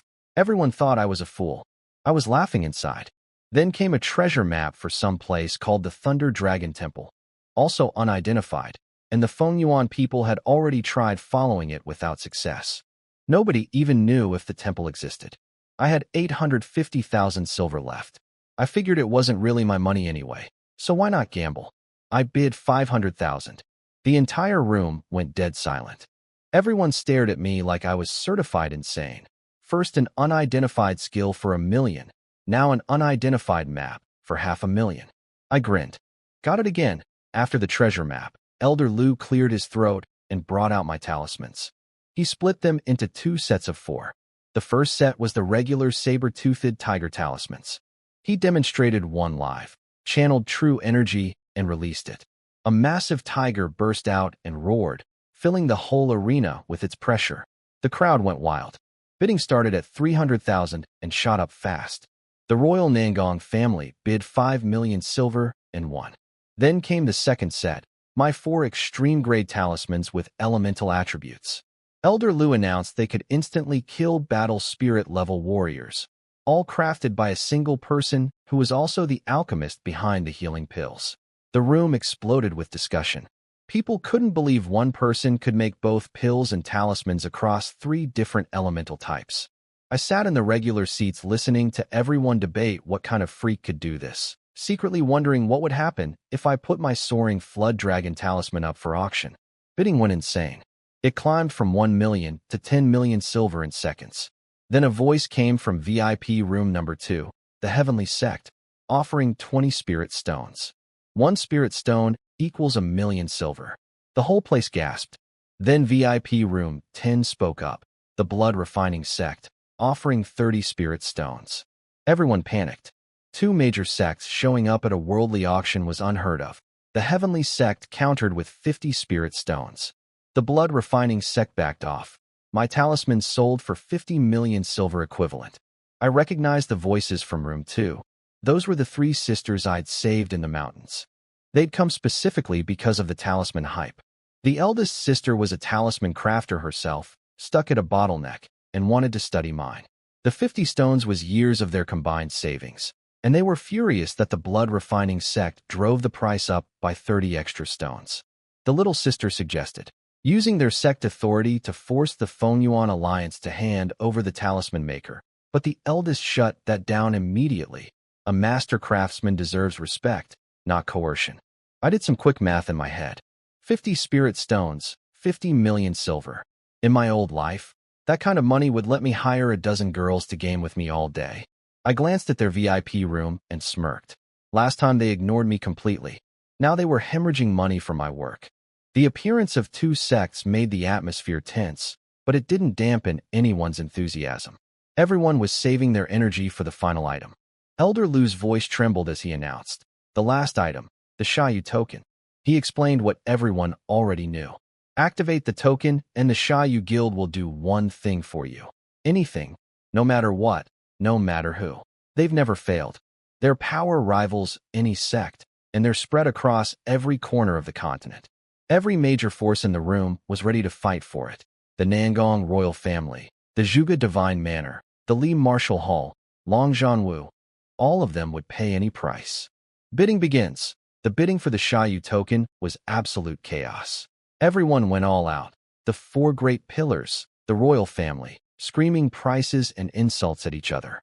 13 million, 18 million, 20 million, 40 million. It just kept climbing. They were tearing each other apart. The Nangong Emperor bid 150 million as his absolute limit. The 4 pillars went silent. Then a woman's voice came from VIP room number 1. 200 million. The Emperor literally coughed up blood. Everyone's blood pressure spiked. 200 million was beyond what any of them could match. Nobody countered. The hammer fell. Everyone was dying to know who was in that room. Afterward, Elder Lu brought me a box with 50 spirit stones plus 2 million in silver, my cut from the talisman and pill sales. No commission taken, since I'm a purple gold member. I knew the real reason. They'd used my products to boost the Fengyuan Alliance's reputation, and that was worth far more than a few dozen spirit stones. I asked who was in VIP room 1. Elder Lu whispered, our young mistress. I was stunned. The Fengyuan Alliance had bought their own auction item for 200 million. But it was brilliant. If any of the warring factions had gotten the Xiaoyu token, it would have triggered a bloodbath in the city, which would be terrible for business. Then Elder Lu told me something that hit hard. He explained that beneath the surface, the city is a war zone. The other three great pillars and the royal family all want the Long family destroyed. They were the ones behind the attack that stripped the previous Dragon God warrior of his bloodline. Without a Dragon God warrior, the Long family is like a tiger without teeth. Their status has been crumbling all year. The dragon roar from a few nights ago bought the family some time, since everyone now fears a new warrior has awakened. But if the other factions find that person, they'll assassinate them too. And the Long family didn't get the Xiaoyu token, which means they lost another layer of protection. I stood there processing it all.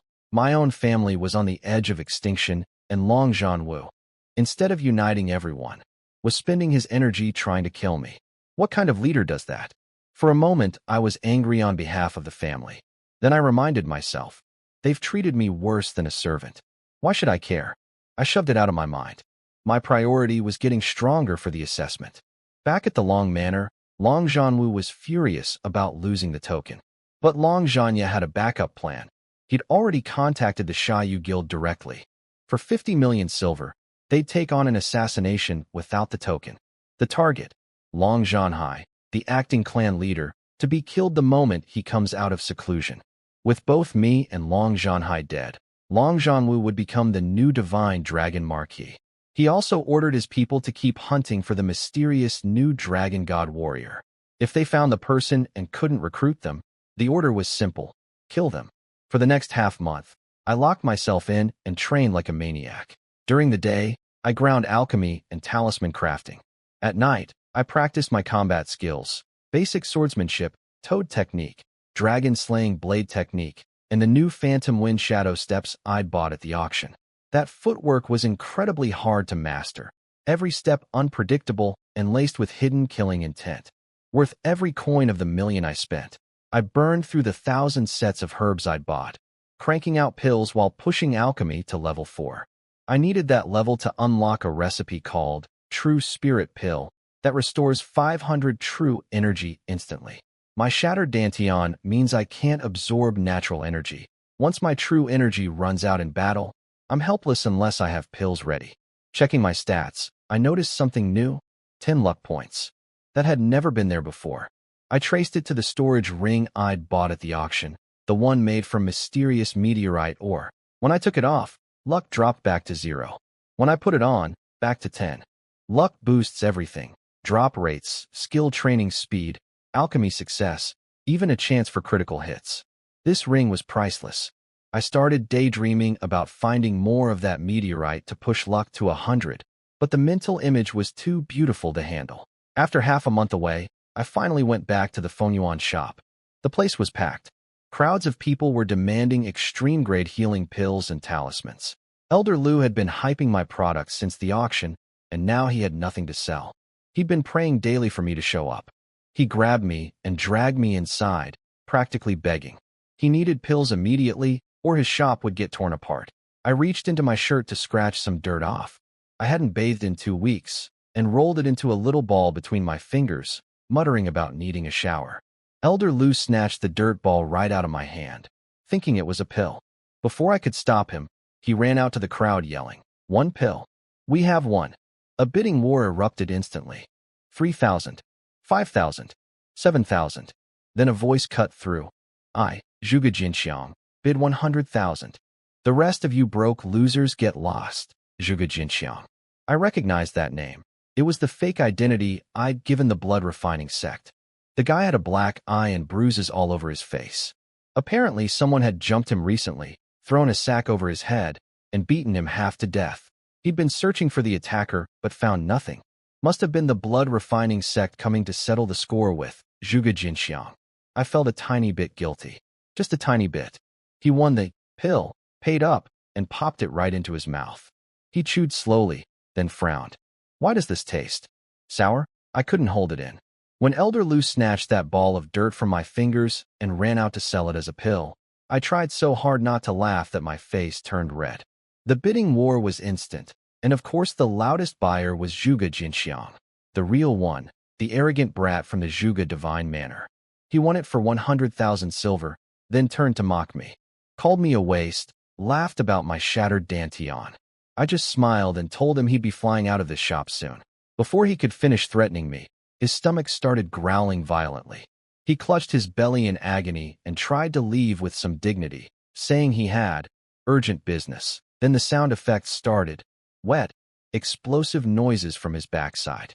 The smell hit the room like a weapon. Everyone saw the stain spreading across his pants. Liquid was running down his leg as he sprinted for the exit, screaming that he'd be back. The entire shop erupted. People were crying with laughter. Best moment of my life in this world so far. Elder Lu dragged me to the back room and demanded to know what I'd given him. I rolled another ball of grime off my body and showed him. 2 weeks without a bath.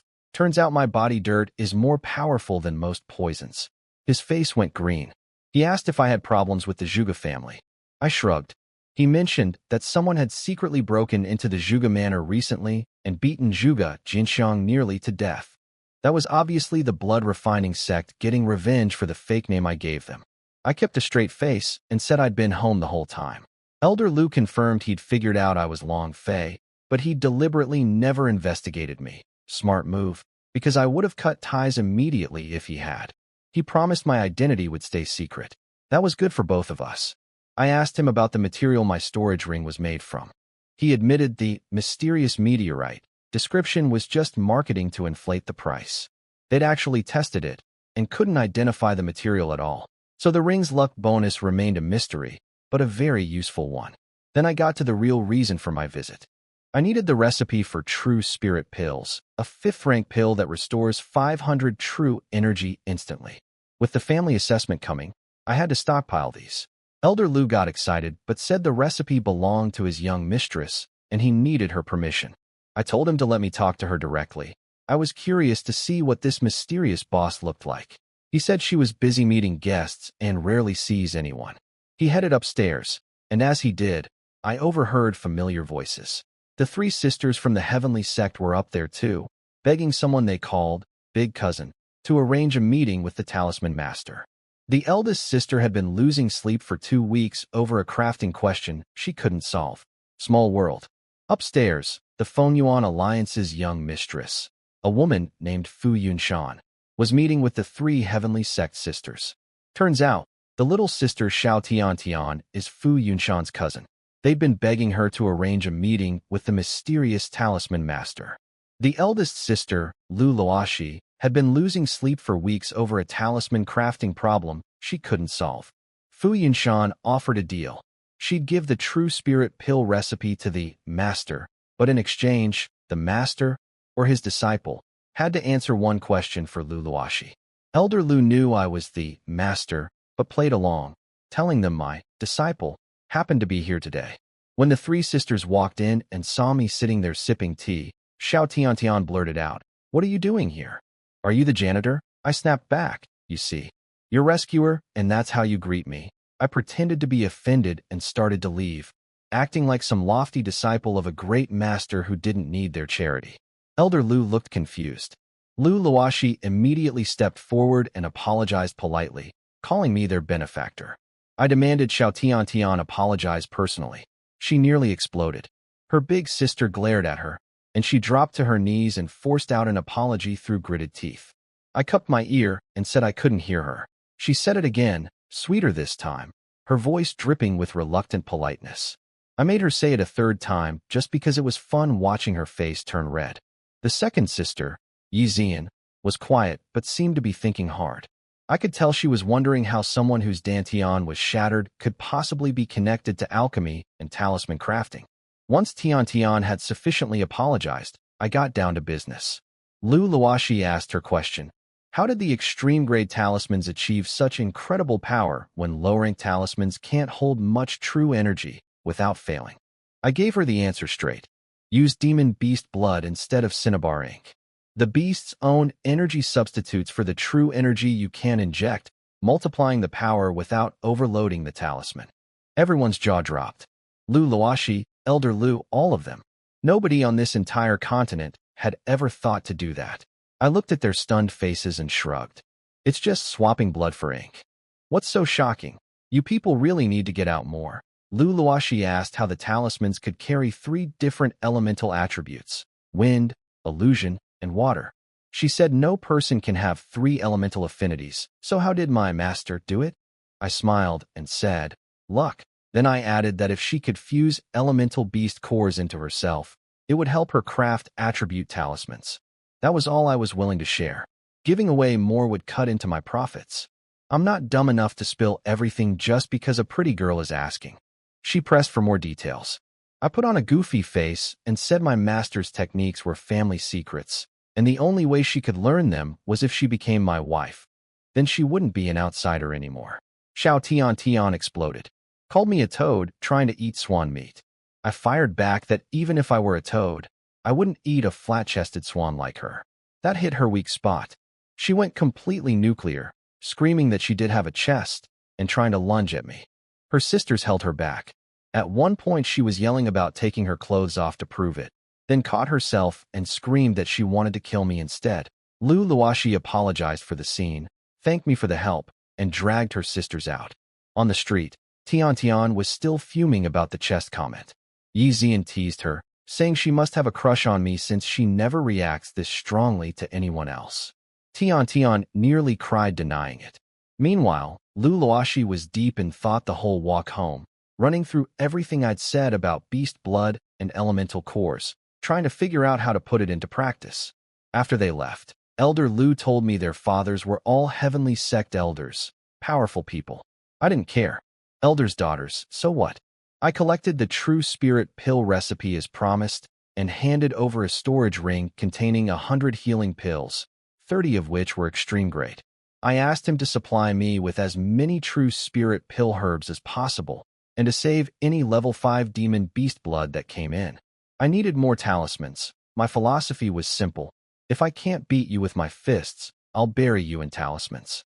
Elder Lu figured out I was preparing for the family assessment and guessed Long Zhanwu was behind forcing me into it. I confirmed. He didn't ask more, but I could tell he was concerned. After I left, he reported everything to Fu Yinshan. She immediately ordered someone called Uncle He to monitor Long Zhanwu's movements and protect me if necessary. To her, I was the key to the Fengyuan alliance dominating the entire city's pill and talisman markets. Losing me wasn't an option. I spent 5 days failing at true spirit pills before finally getting one right. The recipe was way harder than healing pills. It took dozens of attempts just to understand the herb properties and ratios. But once I cracked it, I could mass produce them. Each pill restores 500 true energy in 3 seconds, with a 5-minute cooldown between uses. Combined with my healing pills, I'd never run dry in a fight again. I burned through my remaining time crafting pills and training skills nonstop. By the night before the assessment, my Phantom Wind Shadow Steps had reached level 1. Dragon Slaying Rampage could now stack 120 layers of blade energy. Toad Technique Strangle at full power dealt 400% damage.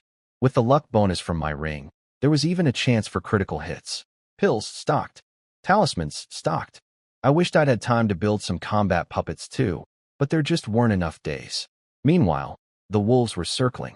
Long Zhanwu and Long Zhanya had everything set up. They'd hired the Sha Yu Guild assassins. Buy one, get one free deal. Target 1, Long Zhanhai, to be killed when he leaves seclusion. Target 2, me, to be killed during the assessment. If their own people couldn't finish me, the professional killers would. Fu Yinshan at the Fengyuan Alliance learned about this through her spy, Uncle He. But he warned her that the Alliance's iron rule, never interfere in local affairs, couldn't be broken. So she went to the Heavenly Sect's local branch instead. They could intervene where the Alliance couldn't. Every major faction was also sending people into the assessment grounds. The Zhuge family, the Li Martial Hall, Prince Nangong, the Emperor, all of them had agents looking for the mysterious new dragon god warrior. Orders were the same everywhere. Find them, and if they can't be recruited, kill them. The night before, I sat in the yard eating the late-night snack chow chow made while she rubbed my shoulders.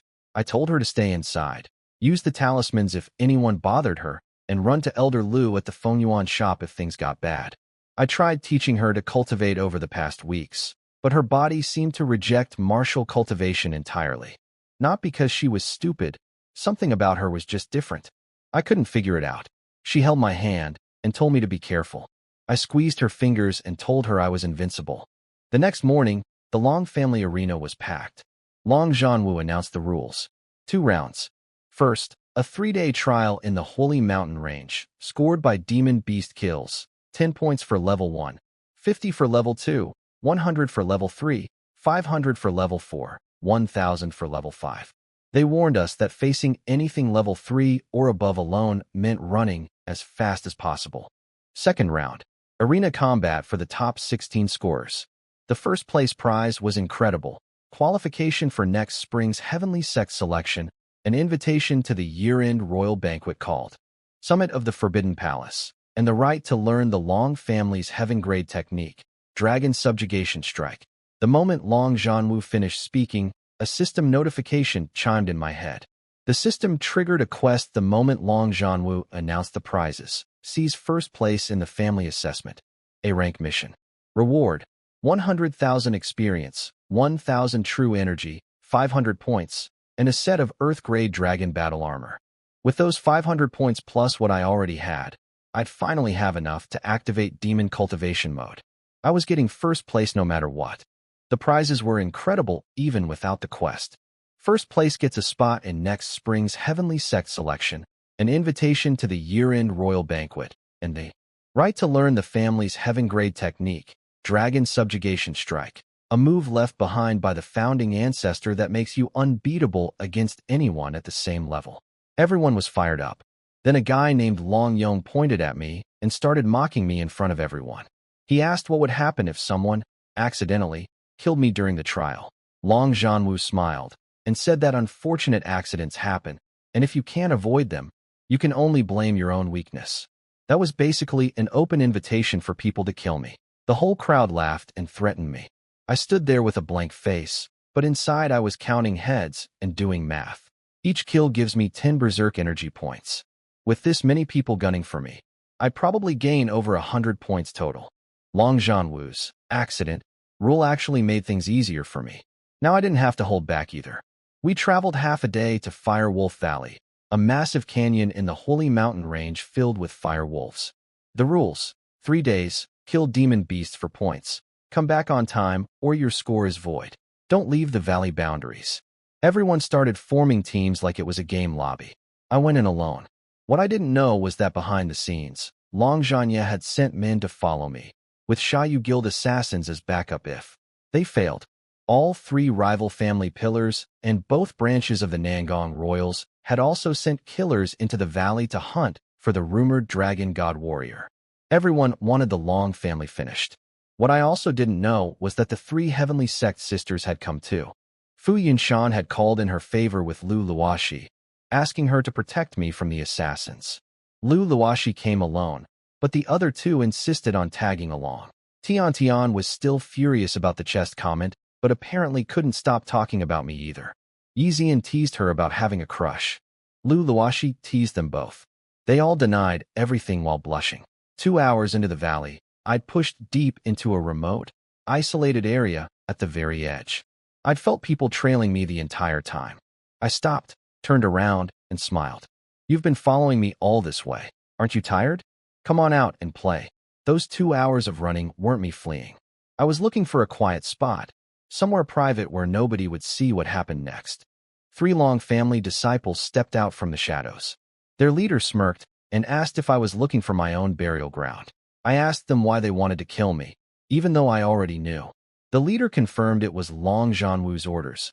I was in the way of the Grand Elder's path to power. I nodded. Good. Now I know for sure. He asked what I was sure about.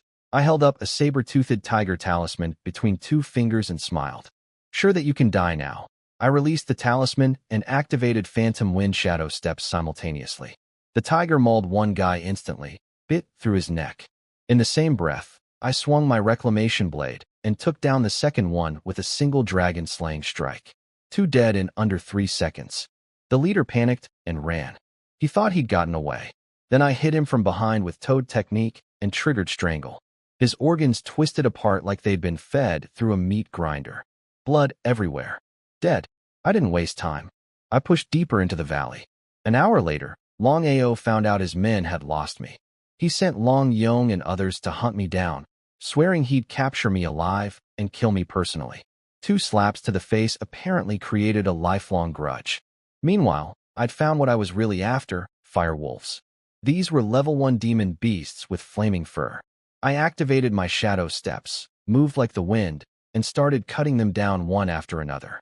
Each kill gave me 300 experience and 10 true energy. 2 hours of non-stop hunting, and I broke through to 7th rank Battle Master. Still not strong enough. Half the competitors were at Battle Spirit level. I needed to keep pushing. I killed fire wolves all day long. By nightfall, my experience bar was half full. Then the wolves' howling started. One howl on a cliff, then the entire valley erupted. Night was their hunting time. They were faster, more vicious, and could see in the dark far better than humans. Every other competitor hid. I kept killing. The blood scent was drawing them in from every direction. 500 wolves were converging on my position, forming a massive pack. I loved it. More wolves meant more experience. Using phantom wind shadow steps, they couldn't touch me. I danced through them, slashing and killing, grinning like a madman. Somewhere in the darkness, the 3 heavenly sect sisters were watching. They'd found me an hour ago. Tian was calling me an idiot for not knowing to hide at night. Yi Zian teased her about being worried. Tian denied it furiously while still staring in my direction. Lu Luoshi reminded them they were only here for the Sha Yu Guild assassins. Everything else wasn't their problem. But as the wolf pack closed in around me, even she went quiet. "Don't make a sound," she whispered. "The pack is here." Hundreds of green eyes glowed in the darkness, closing in from every direction. Fire wolves packed the narrow valley, fangs gleaming, slowly advancing. I'd been so focused on killing that I didn't notice the pack forming until they had me surrounded. I wasn't scared. I popped a true spirit pill, recovered 500 true energy, and cracked my knuckles. A whole month of training, and now I finally had the perfect test. Little White poked his head out of the pet's space, rubbing his sleepy eyes. "Need me, master?" I told him to go back to sleep. He yawned, turned around, and passed right back out. Not even a shred of concern. I gripped my reclamation blade and charged straight into the pack. I unleashed the full dragon-slaying blade technique. All 7 moves in sequence, stacking blade energy layer after layer. The blade was shaking in my hands, barely able to contain the power. Then I pulled back, let dozens of wolves lunge at me from every angle, and released everything. Dragon-slaying rampage. Crescent waves of blade energy ripped outward, one after another. 128 layers total, one more than last time. Wolves were torn apart in waves. Severed limbs flew. Blood sprayed like rain. The system notifications went off like firecrackers. I leveled up to 8th rank Battle Master. Then a special notification popped up. I'd killed 1,000 fire wolves and earned the title Wolf Slayer Champion, with bonus experience, true energy, berserk points, score points, and a permanent 10% damage boost against fire wolves. The surviving 300 wolves started backing away. They were afraid. I grinned. "Running? I didn't say you could leave." I chased the entire pack through the valley with my blade. Wolves fleeing from a single human. Normally, it's the other way around. Somewhere in the shadows, the 3 sisters were watching the whole thing. Tian couldn't believe her eyes and asked if they were hallucinating. Yi Zian called me insane. Lu Luoshi was analyzing my blade technique, concluding it had to be heaven grade or above, and wondering who my mysterious master could possibly be. Tian whispered, "He's actually kind of cool." Yi Zian immediately pounced. "Someone said he was average looking?" Tian insisted she was talking about my aura, not my face. They started bickering about chest sizes again until Lu Luoshi told them to shut up and follow me. I'd already disappeared, chasing wolves into the distance. I hunted all night. By dawn, all 300 wolves were dead.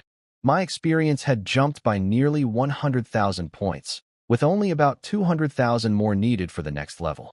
But while I was having the time of my life, something terrible was happening elsewhere in the valley. Over a dozen Long family elite disciples were murdered during the night. Tendons severed, blood drained from their bodies. The killers were death squads from the Zhuge family, assassins from the Nangong royal house, and warriors sent by Prince Nangong Lei. They were systematically hunting the Long family's best young talent, and nobody in the family even noticed.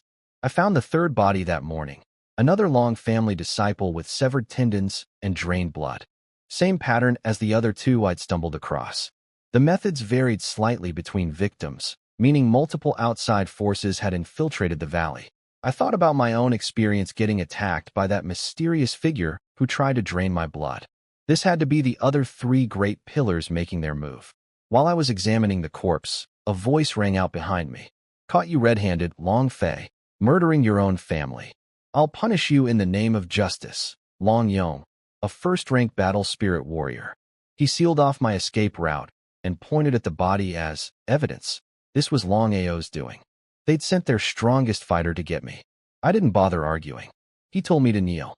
I laughed and activated Phantom Wind Shadow Steps. He threw a mountain splitter punch at my skull, a killing blow meant to end me instantly. But by the time his fist arrived, I was already behind him. I dropped into Toad's stance, launched into his chest, and shattered every one of his ribs. Then I drilled true energy into his organs. Strangle, his insides twisted apart. He coughed up black blood, stared at me in total disbelief, and collapsed dead. A battle spirit warrior, killed in seconds by someone at battle master level. The system asked if I wanted to release my berserk attribute. I declined, no point wasting it on small fry. A black-clad figure dropped silently from a tree after I left, examined Long Yong's body, and disappeared. Someone else was watching me. An hour later, Long Ao was throwing a tantrum over Long Yong's death, kicking the corpse and calling him useless. He sent 2 more fighters after me. Worse, the 3 Great Pillars spies had all witnessed me kill Long Yong. Their conclusion was unanimous. Long Fei might be recovering his dragon god blood. He must die. I didn't know any of that. I was sitting by a stream, grilling a rabbit. I offered some to Little White, but for the first time ever, the glutton didn't respond. He'd been sleeping nonstop since we returned from the mountains. I had a feeling he was about to break through to a new level. Somewhere behind me in the shadows, 3 stomachs were growling loudly. The sisters had been following me for over a day without eating. The smell of my grilled meat was driving them insane. Tiantian nearly broke cover multiple times. They decided to cook their own food. Lu Luashi killed a beast, Tiantian gathered firewood, and they set up a fire. 10 minutes later, the outside was charcoal black, while the inside was still raw and bloody. Tiantian bit into a piece and immediately spat it out. Yi Zian tried some, turned purple, and clutched her chest saying she was being poisoned. Lu Luashi took 1 bite, went pale, and spat it out too. How can the same exact thing taste so different? She muttered in defeat. I'd noticed the 3 sisters trailing me since the previous night.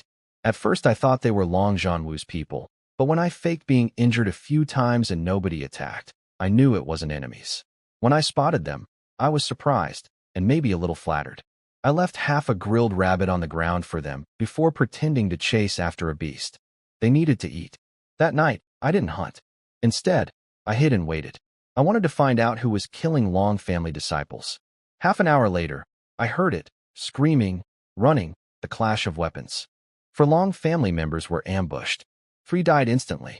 The 4th, Long Shan, the guard captain I'd beaten a month ago, managed to flee in my direction. 3 black-clad assassins cornered him and pinned him to a tree with swords through both shoulders. They pulled out a special bottle to drain his blood. Long Shan, despite the agony, kept his composure and identified them. Zhuge Divine Manor Death Soldiers. He even guessed they were behind the original attack on me, the one that destroyed my cultivation. They didn't deny it. They said once they finished with him, they'd come for me next. I wasn't going to watch this happen. I launched a water element saber-toothed tiger talisman. The tiger exploded out and ripped the first assassin's throat open before he could react. The system confirmed the kill, 2,300 experience points. The other 2 turned on me instantly. Longshan shouted for me to run, saying they were battle spirit level fighters I couldn't beat. I looked at him coldly and said, "When has the dragon army ever run?" That hit him hard. He went quiet. These 2 were nothing like Long Yong. Death soldiers fight without any regard for their own lives. When I swung my blade at one, he didn't dodge, he stabbed straight back at me. Pure suicide tactics. Extremely dangerous. I heard more footsteps rushing down the hillside toward us. Reinforcements. I couldn't drag this out. I activated the 2nd stage of Phantom Wind Shadow Steps. A breakthrough I'd been working toward all month. Lingering wave steps. My speed jumped dramatically, and my blade speed with it. I tore through the dragon-slaying blade technique at blinding pace. The two death soldiers couldn't keep up. Even at battle spirit level, they were completely outmatched by pure speed. I cut them both down before I even needed to release the stacked blade energy. The system chimed twice, and then, level up. Current rank, 9th rank Battle Master. Longshan stared at me with his mouth hanging open. 1 month ago, I could barely match a low-level warrior. Now I was slaughtering battle spirit assassins like they were nothing. I pulled Longshan down from the tree and gave him an extreme-grade healing pill. The guy nearly cried with gratitude, swearing his life belonged to me from now on. I told him to shut up and hide in a tree hollow until his wounds healed. He warned me that it wasn't just the Zhuge family out here. The Li Martial Hall, Prince Nangong's warriors, and even the Emperor's secret agents were all in the valley. Plus Long Ao's men were still hunting me. Everyone wanted me dead. Fine. Let's see who kills who. I spent the entire night as a one-man counter-assassination squad. Using lingering wave steps and my talismans, I hunted down the infiltrators while they hunted Long family disciples. Every time I found a group of black-clad killers attacking our people, I hit them hard and fast. Talisman tigers, dragon-slaying blade technique, strangle. I rotated through everything. The Li and Zhuge commanders were getting rattled. Their men kept dying, and they couldn't figure out who was killing them. They started wondering if the Long family had planned a counter-ambush all along. Every Long family disciple I saved, I told them the same thing. I'm one of the Long family's people, nothing more. They never saw my face clearly. But word spread, and the surviving disciples started grouping together for safety, which made the assassin's job much harder. I wasn't doing this out of pure heroism. These were my people. The Great Elder had been the one person who truly cared for me, and this family was his life's work. I wasn't going to let outsiders slaughter our disciples while Long Zhanwu sat outside doing nothing. Also, killing people gave way better rewards than firewolves. Experience, energy points, loot I could convert to system points. My points climbed to 800, just 200 short of unlocking demon cultivation mode. Meanwhile, Long Ao's hitmen couldn't find me. He ordered them to focus on hunting beasts instead to secure first place in the point rankings.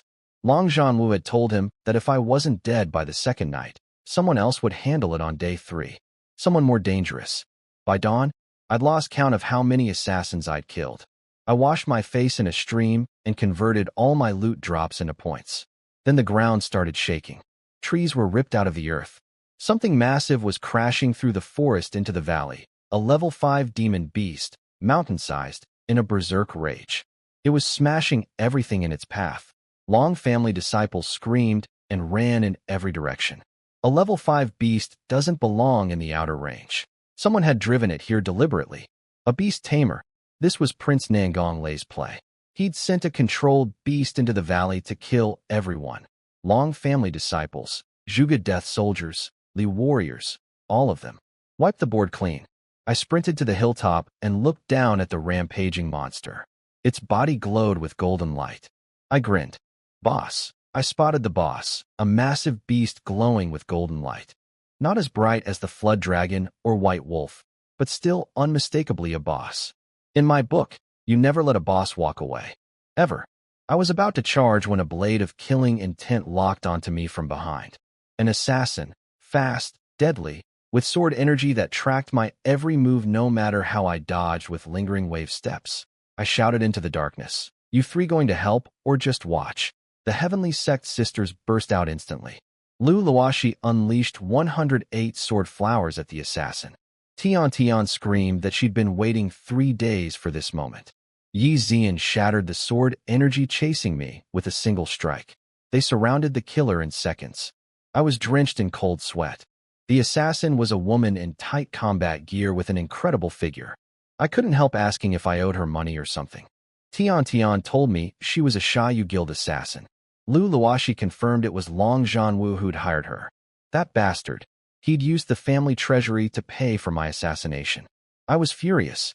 His own people, our family's money, spent on killing the rightful heir. I offered the assassin a deal. Kill Long Zhanwu instead, and I'd let her live. She scoffed.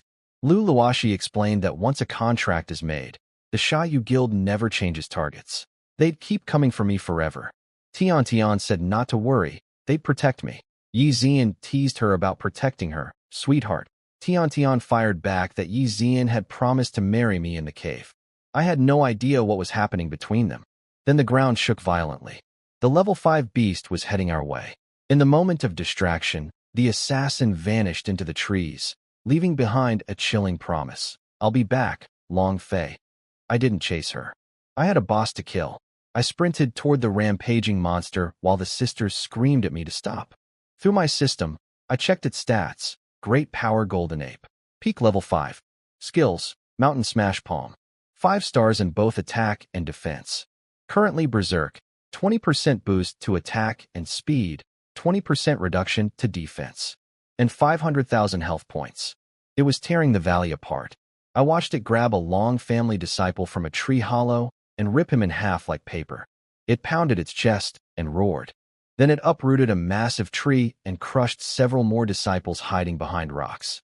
Dozens of our people were already dead. Between 2 nights of assassinations and now this beast, we'd lost nearly 2/3 of the assessment participants. Prince Nangong Lei had sent this thing, a beast tamer driving a level 5 monster into the valley to massacre everyone.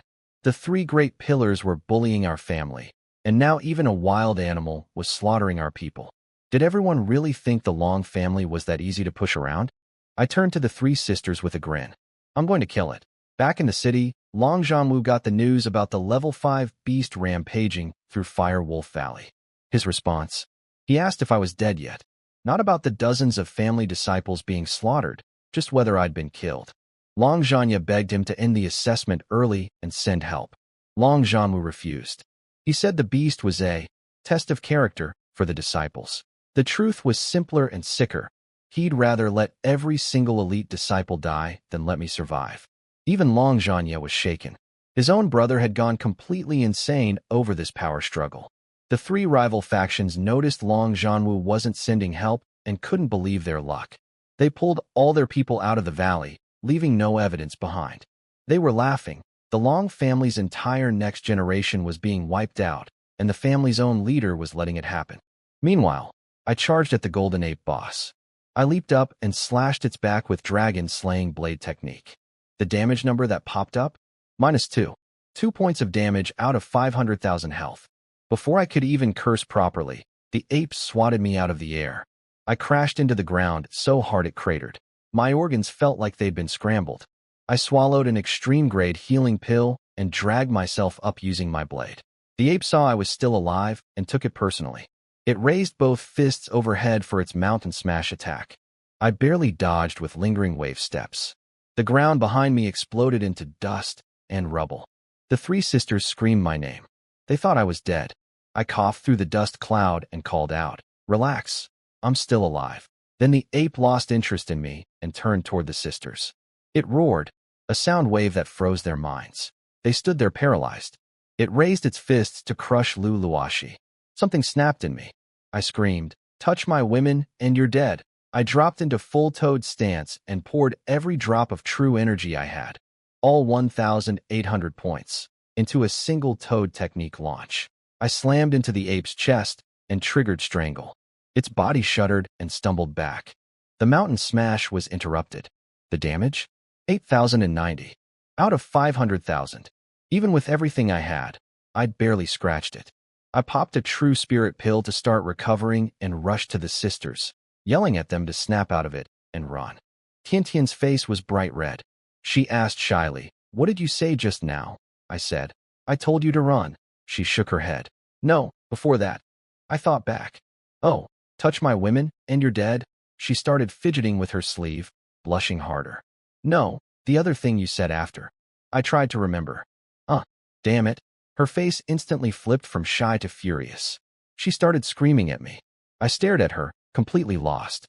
"What is wrong with you? Are you insane?" The golden ape's defense was insane. Even pouring all my true energy into strangle only did 8,000 damage out of 500,000 health. Brute force wasn't going to work. I considered pulling out the dragon-slaying blade. It could definitely cut through that defense. But if anyone saw it, I'd have a whole new set of problems. That was my last resort.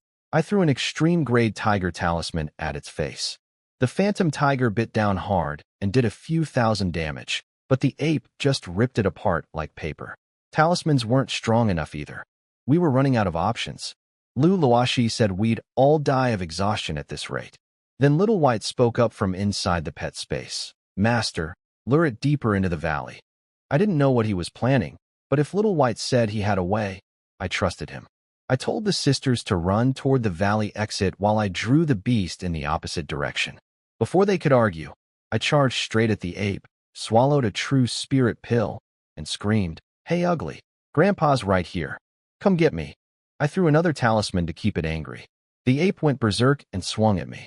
A tree exploded into wooden shrapnel, and a chunk hit my back, drawing blood. I yelled at Lu Luashi to stop standing there and run. She didn't want to leave. None of them did. But Lu Luashi understood. If they stayed, they'd only distract me and get us all killed. She told the other two that I was sacrificing myself to protect them, and going back would just add 3 more corpses. She pulled them away. Tiantian's voice trembled as she asked, "Will he die?" Lu Luashi didn't answer. I kept running deeper into the valley, taunting the ape every few seconds, throwing talismans to hold its attention, popping true spirit pills whenever the cooldown ended to keep my energy above 1,000. Thank God I'd mass-produced those pills beforehand. Behind me, the surviving Long family disciples gathered at a rally point. They realized I was the one who'd drawn the beast away. Long Shan, the guard captain whose life I'd saved, stood up and declared that I was the reason they were all still alive. He said anyone who called me a waste in front of him would answer to his spear. Long Ao sneered and called me a stupid waste for provoking a level 5 beast. Long Shan snapped. He thrust his spear straight at Long Ao's throat. Long Ao fell backward, terrified, screaming for his bodyguards.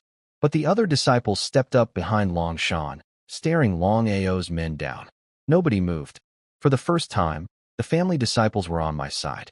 Long Shan looked toward the deep valley and whispered, "Young master, please stay alive." Lu Luashi sent her sisters toward the city to get help, then turned back alone to find me. She'd promised Fu Yinshan to keep me safe, and she meant it, even if it cost her life. I'd risked mine for her twice now, and she was ready to do the same. I'd been running all day, from morning until nightfall, leading the golden ape completely out of Firewolf Valley and deep into the Holy Mountain Range. My pills were almost gone. I was gasping for air. "Little White, is it time yet?" "Yes, thank God." If he'd said no, I might have actually lost my mind. Little White leaped out of the pet space, bounded to the top of a dead tree, and howled at the moon. The sound carried for miles. Then the forest came alive. Howls answered from every direction. The fire wolves that had fled the valley came pouring back, hundreds of them, then over 1,000. They gathered around the tree and looked up at Little White with pure reverence, like he was their god. His divine beast ability, the Wolf King's power to summon and command all wolves. He was only strong enough to call level 1 wolves, but 1,000 of them was 1,000 of them. Little White glared at the golden ape and barked, "You dare bully my master? Get him, boys." 1,000 wolves surged forward like a flood. They couldn't do much damage individually, but there were so many that the ape couldn't shake them all off. It smashed dozens with each swing, but more kept coming. While the wolves held it down, I asked Little White to check for any humans nearby. None. Perfect. I looked at the dragon-slaying blade sitting in my storage ring and grinned. Time to show them what you can do. I pulled it out. The moment it materialized, its overwhelming aura exploded outward. The blade was so heavy that even at 9th rank Battlemaster, I needed both hands just to hold it. I dragged it along the ground, sparks flying, then leaped with everything I had. Dragon-slaying blade technique, skin split, 1 slash across the ape's chest. The damage number appeared, 29,800, nearly 30,000 in a single hit. The dragon-slaying blade could cut through dragon scales. This overgrown gorilla's hide was nothing. The ape smacked me to the ground. I swallowed a healing pill and jumped right back up. Tendon sever, 48,000 damage. Bone crack, blood slash, spirit open, soul shock, death break. Each strike hit harder than the last. Every swing drained me like my body was being hollowed out, but the damage was astronomical. 7 strikes, 7 layers of blade energy stacked and screaming. I yelled at Little White. "Now," he howled. "Everyone retreat." The wolves scattered instantly. The ape was free, but it wasn't charging at me. It was staring at the dragon-slaying blade, trembling. A peak level 5 beast. Was afraid. It turned and ran. I smiled coldly. Running? Where do you think you're going? I leaped into the air, raised the dragon-slaying blade overhead, and brought it down. Dragon-slaying rampage. A hurricane of blade energy slammed into the ape and launched its mountain-sized body into the sky. Slash after slash rained down. 130 strikes total, each one more violent than the last. Explode for me. 130 layers of blade energy tore the golden ape apart in midair. I released the berserk attribute, and the system went absolutely insane. 300,000 experience. 15,000 true energy. 200 bonus points. A level 5 wind beast core. The ape's blood essence. Its signature technique, mountain smash fist. A piece of armor called the diamond shield. And something called right fist divine power, one-hit kill. On top of all that, I leveled up to first-rank battle spirit. And a special level-up gift pack triggered. I stood there giggling like an idiot. This was better than any loot explosion I'd ever gotten in any game. I went through everything one by one. Mountain Smash Fist was a heaven-grade 5th rank technique that one-shots anyone below battle spirit level and has a 10% chance to trigger the ape's divine power. Terrifying.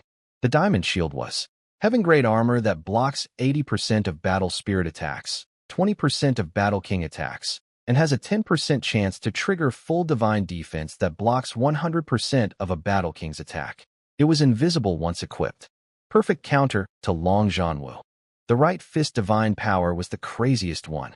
The ape's blood fused into my right arm, strengthening every fiber from fingertip to shoulder, blood vessels, tendons, even the pores.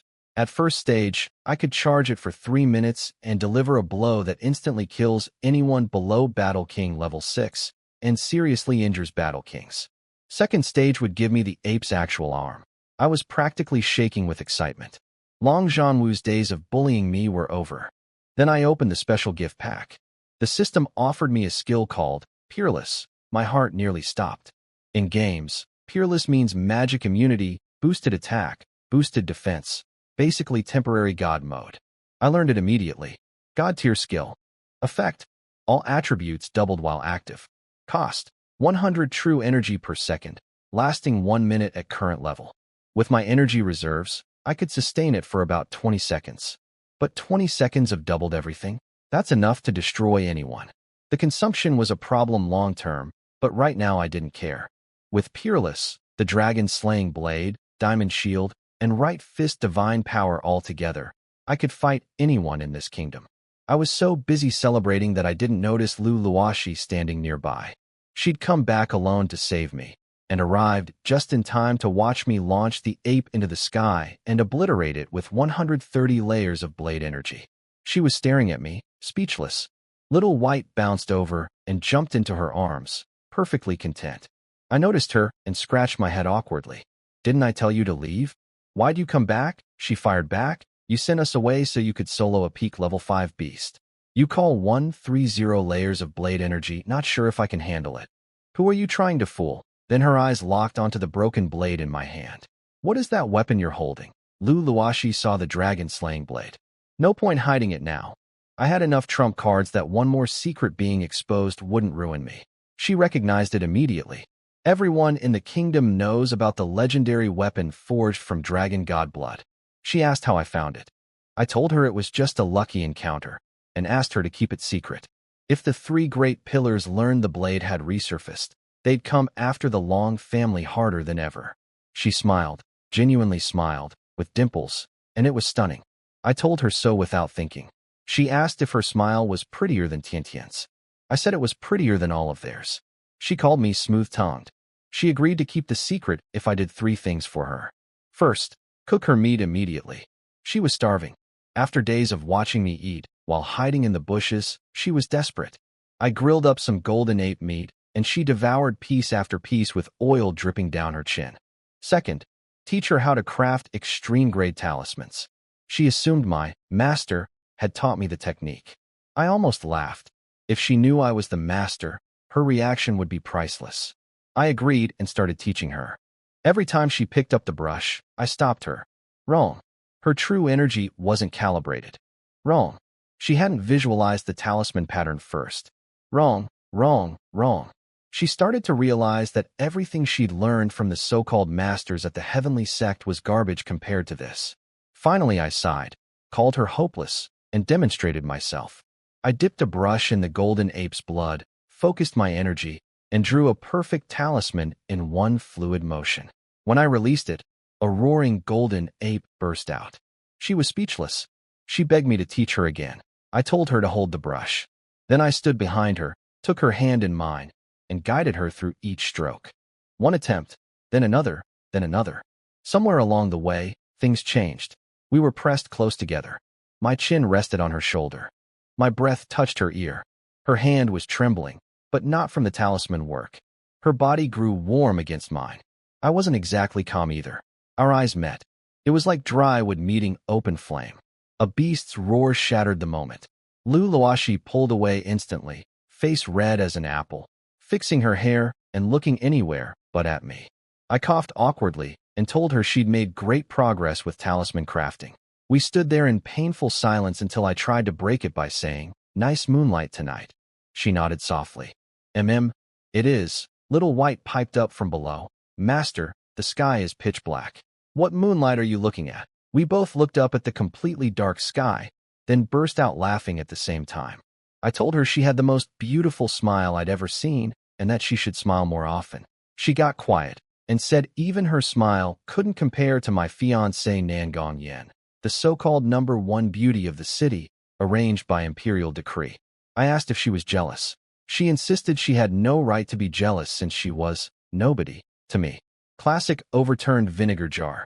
I wrapped the wind element beast core from the golden ape kill in a piece of talisman paper I'd quickly sketched on, a drawing of a smiling girl with a note that said, "Smile more every day. You'll find the world is actually beautiful, silly. Keep smiling." She took the gift and read the note. Her eyes filled with tears. She called me a big idiot while crying. I wanted to hold her, but before I could take 2 steps, voices rang out from the forest. "Young master, Longshan and a group of disciples were coming." We separated quickly. Lu Luoxi and I moved to a different spot first. Then I called out so the others could find me. I pretended to be weak and told everyone that Lu Luoxi had saved me from the golden ape. Longshan dropped to his knees and thanked her on behalf of the entire Long family. She put her cold expression back on and said it was nothing.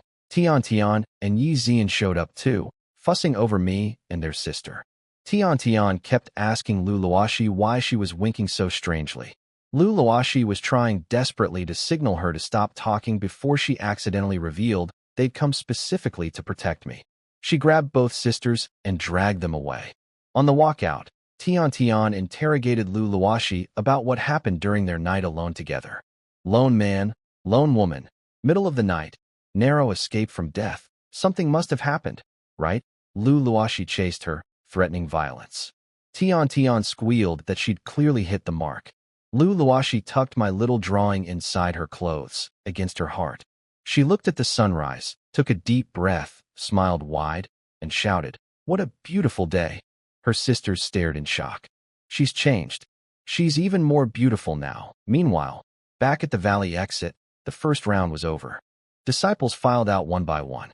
Long Ao spotted me alive, and his eye twitched. He hissed under his breath, "You're still alive? Just wait. The arena fights will finish you." The 3 great pillars and the royal family had spent all of yesterday celebrating, convinced the Long family was finished. They sent people to wait at the city gates, expecting fewer than 20 disciples to return. Over 50 came back. That shocked them. Their assassins had already killed half, and the level 5 beast should have finished the rest. Something had gone wrong after they pulled out, but they couldn't figure out what. Back at the Long family arena, Long Zhanwu's first question wasn't about how many disciples survived. It was whether I was dead. When he heard I was alive, he nearly exploded with rage. He cursed Long Zhanya for the failed assassination. The Sha Yu Guild assassin, dozens of family traitors, a berserk level 5 beast, and I still walked out breathing.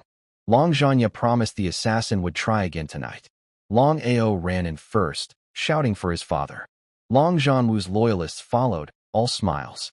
But the disciples who came after them wore completely different expressions. cold, bitter, angry. They knew Long Zhanwu had deliberately left them to die. He'd known about the beast and refused to let them escape or end the trial early. Then Long Shan's voice rang out. The young master has returned. Every disciple who'd survived because of me snapped to attention. The moment I walked through the gate, they all shouted in unison, "Young master." The sound shook the entire manor. Long Zhanwu was trembling, not from fear, but from fury. I'd won their hearts, and he could feel his grip slipping. I walked right up to him and smiled. "Grand Elder, I'm back. Sorry to disappoint you." He forced a smile and said he was delighted. Long Ao sneered, asking how many beasts I'd even managed to kill. He offered to donate some of his own kills, so I wouldn't embarrass the family too badly. His cronies laughed. Long Shan stepped forward to defend me, but Long Ao cut him down with the cruelest weapon he had. "You're not even a real Long. Your surname was given to you. Who are you to speak?" That was a deep wound, not just for Long Shan, but for all the disciples whose ancestors earned the Long name through battlefield service rather than blood. I didn't let it stand for a second. I slapped Long Ao across the face so hard he hit the ground with blood pouring from his mouth.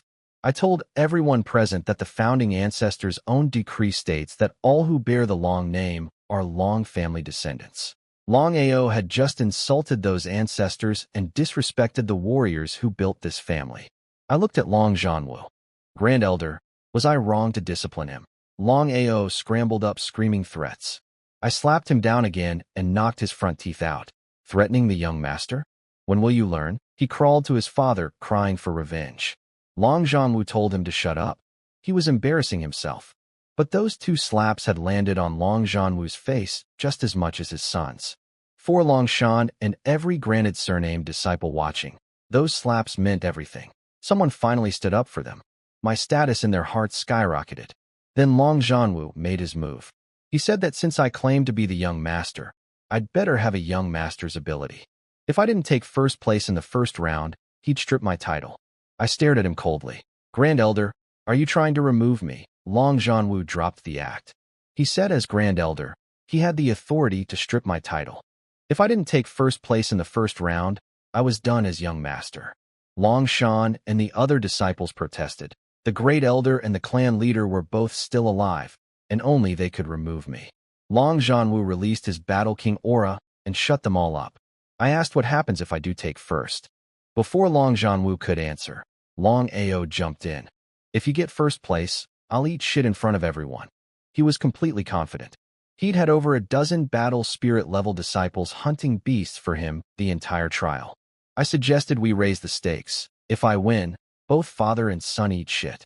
Long Ao accepted without hesitation and sent someone to fetch a pan from the latrine. The scoring began. One by one, disciples presented their kills. Most had modest scores. Then Long Ao strutted up, grinning at me. He pulled out 150 fire wolf heads, then switched to a second storage ring and dramatically produced 10 level 2 demon beasts. The crowd gasped. His final score, 2,000 points, a new Long family record. He walked over and shoved the pan of fresh excrement toward me. Ready to eat. Long Shan stepped in front of me, offering to take my place. Several other disciples did the same. I was touched, but I didn't need anyone to take a bullet for me. I walked to the scoring elder and said, "Watch carefully." I started pulling fire wolf heads out of my storage ring. The numbers climbed and climbed. 36, 107, 350, 590, 780, 780 level 1 fire wolves. And that wasn't even everything. I hadn't bothered collecting heads from many of my kills. If I had, the number would have been double. The arena went dead silent. The elder announced, 780 level 1 beasts. 7,800 points. First place. I walked over to Long Ao and patted his frozen, slack-jawed face. "So who's eating what?" He snapped out of it and screamed that my kills were all garbage level 1 beasts. Where were my level 2 kills? If I couldn't even kill a level 2 beast, I had no right to be young master. Long Zhanwu backed him up, demanding I produce a level 2 beast or higher, or my score would be invalidated and I'd lose the bet. Cheating. Blatant, shameless cheating. I kept my voice calm. "I don't have any level 2 beasts," Long Ao screamed with delight. "Then you lose. Eat." He didn't finish. I reached deep into my storage ring, grabbed something massive, and heaved it out with everything I had. But I have this, the severed head of the great power golden ape, the peak level 5 beast that had terrorized the entire valley, slammed onto the arena floor like a small mountain. Its dead eyes happened to land staring directly at Long Ao. He fell backward, scrambling away on his hands, shaking uncontrollably. The entire arena went completely, absolutely silent. Not a single person could make a sound. If I was going to crush them, I was going to crush them completely. I stood over the golden ape's severed head and roared at the entire arena. Go ahead. Laugh. Call me a waste. Tell me I don't deserve to be young master. Say it again. I dare you. Nobody made a sound. Every person who'd ever mocked me couldn't even lift their eyes. My presence alone was pressing down on the whole crowd. I looked straight at Long Jianwu. Do you accept it or not? He released his Battle King aura full force, trying to crush me. My body felt like it was being flattened. The diamond shield couldn't block pressure attacks based on level difference. I was struggling, but I didn't flinch. I shouted even louder. Who lost? Long Shan and the disciples behind me were boiling with excitement. They screamed back. Long Jianwu lost. I grinned through the crushing pressure. Grand Elder, a bet's a bet.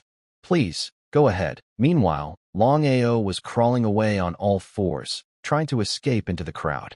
I jumped over him and blocked his path. He started begging, calling me brother, and saying it was all a joke. I reminded him of every time he'd beaten me this past year. Every assassination attempt. The Xiaoyu Guild assassin. And now he wanted to play family? Too late. I grabbed him by the neck like a duck, dragged him to the pan of excrement, and shoved his face straight in. He thrashed and screamed for his father between mouthfuls. Long Jianwu's eyes were bloodshot. I smiled at him and offered him a turn. He exploded, screaming that I was dead. I told him to go ahead and kill me right here in front of the whole family. Let everyone see the Grand Elder murder the young master. What a legacy that would be. Long Zhanya grabbed his brother and whispered urgently not to fall for my trap. Killing the young master publicly would destroy any chance of ever becoming family head. Long Jianwu choked down his rage, whipped his sleeve, and announced the first round was over. Arena battles tomorrow. He warned me I'd better still be alive to be arrogant then. He had Long Ao carried away unconscious and stormed off. The arena erupted in cheers. Young master is mighty. Young master is dominating. Long Shan's guards were celebrating like they'd won a war. My back was soaked in cold sweat. That Battle King pressure had been worse than facing the golden ape. But I didn't let anyone see. Some people still doubted me quietly, saying I was too reckless, that the ape head might not really be my kill, that I'd die in tomorrow's arena. Let them talk. What mattered was this. Nobody in the Long family would ever call me a waste again. The news spread across the entire city within hours. Prince Nangong was shocked, though his spies concluded that the heavenly sect girl must have killed the ape, and I just took the credit. He decided to attend tomorrow's arena battle personally. The Zhuge family, the Li Martial Hall, and even the Emperor reached the same decision. Tomorrow, every major power in the city would be watching me fight. They all wanted to know the same thing. Had the genius Long Fei truly returned?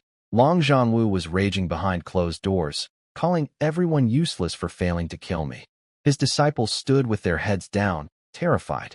Long Ao was still lying on the ground spitting out what he'd been forced to eat. Someone mentioned I had connections with the heavenly sect. That got Long Jianwu's attention and made him even more determined. Then Long Zhanya rushed in with bigger news. All three great pillars and the royal family were coming to watch tomorrow's arena battles. The whole city was buzzing about me killing a level 5 beast. Combined with the dragon roar from before, everyone was wondering if I'd recovered my dragon god bloodline. Long Jianwu realized that if I really had recovered, I could summon the Long family's legendary Iron Cavalry, an army that answers only to the Great Elder or a dragon god warrior. That terrified him, but he refused to have me assassinated quietly. He wanted me to die publicly on the arena stage so that the whole family would see me fail and lose faith in me forever.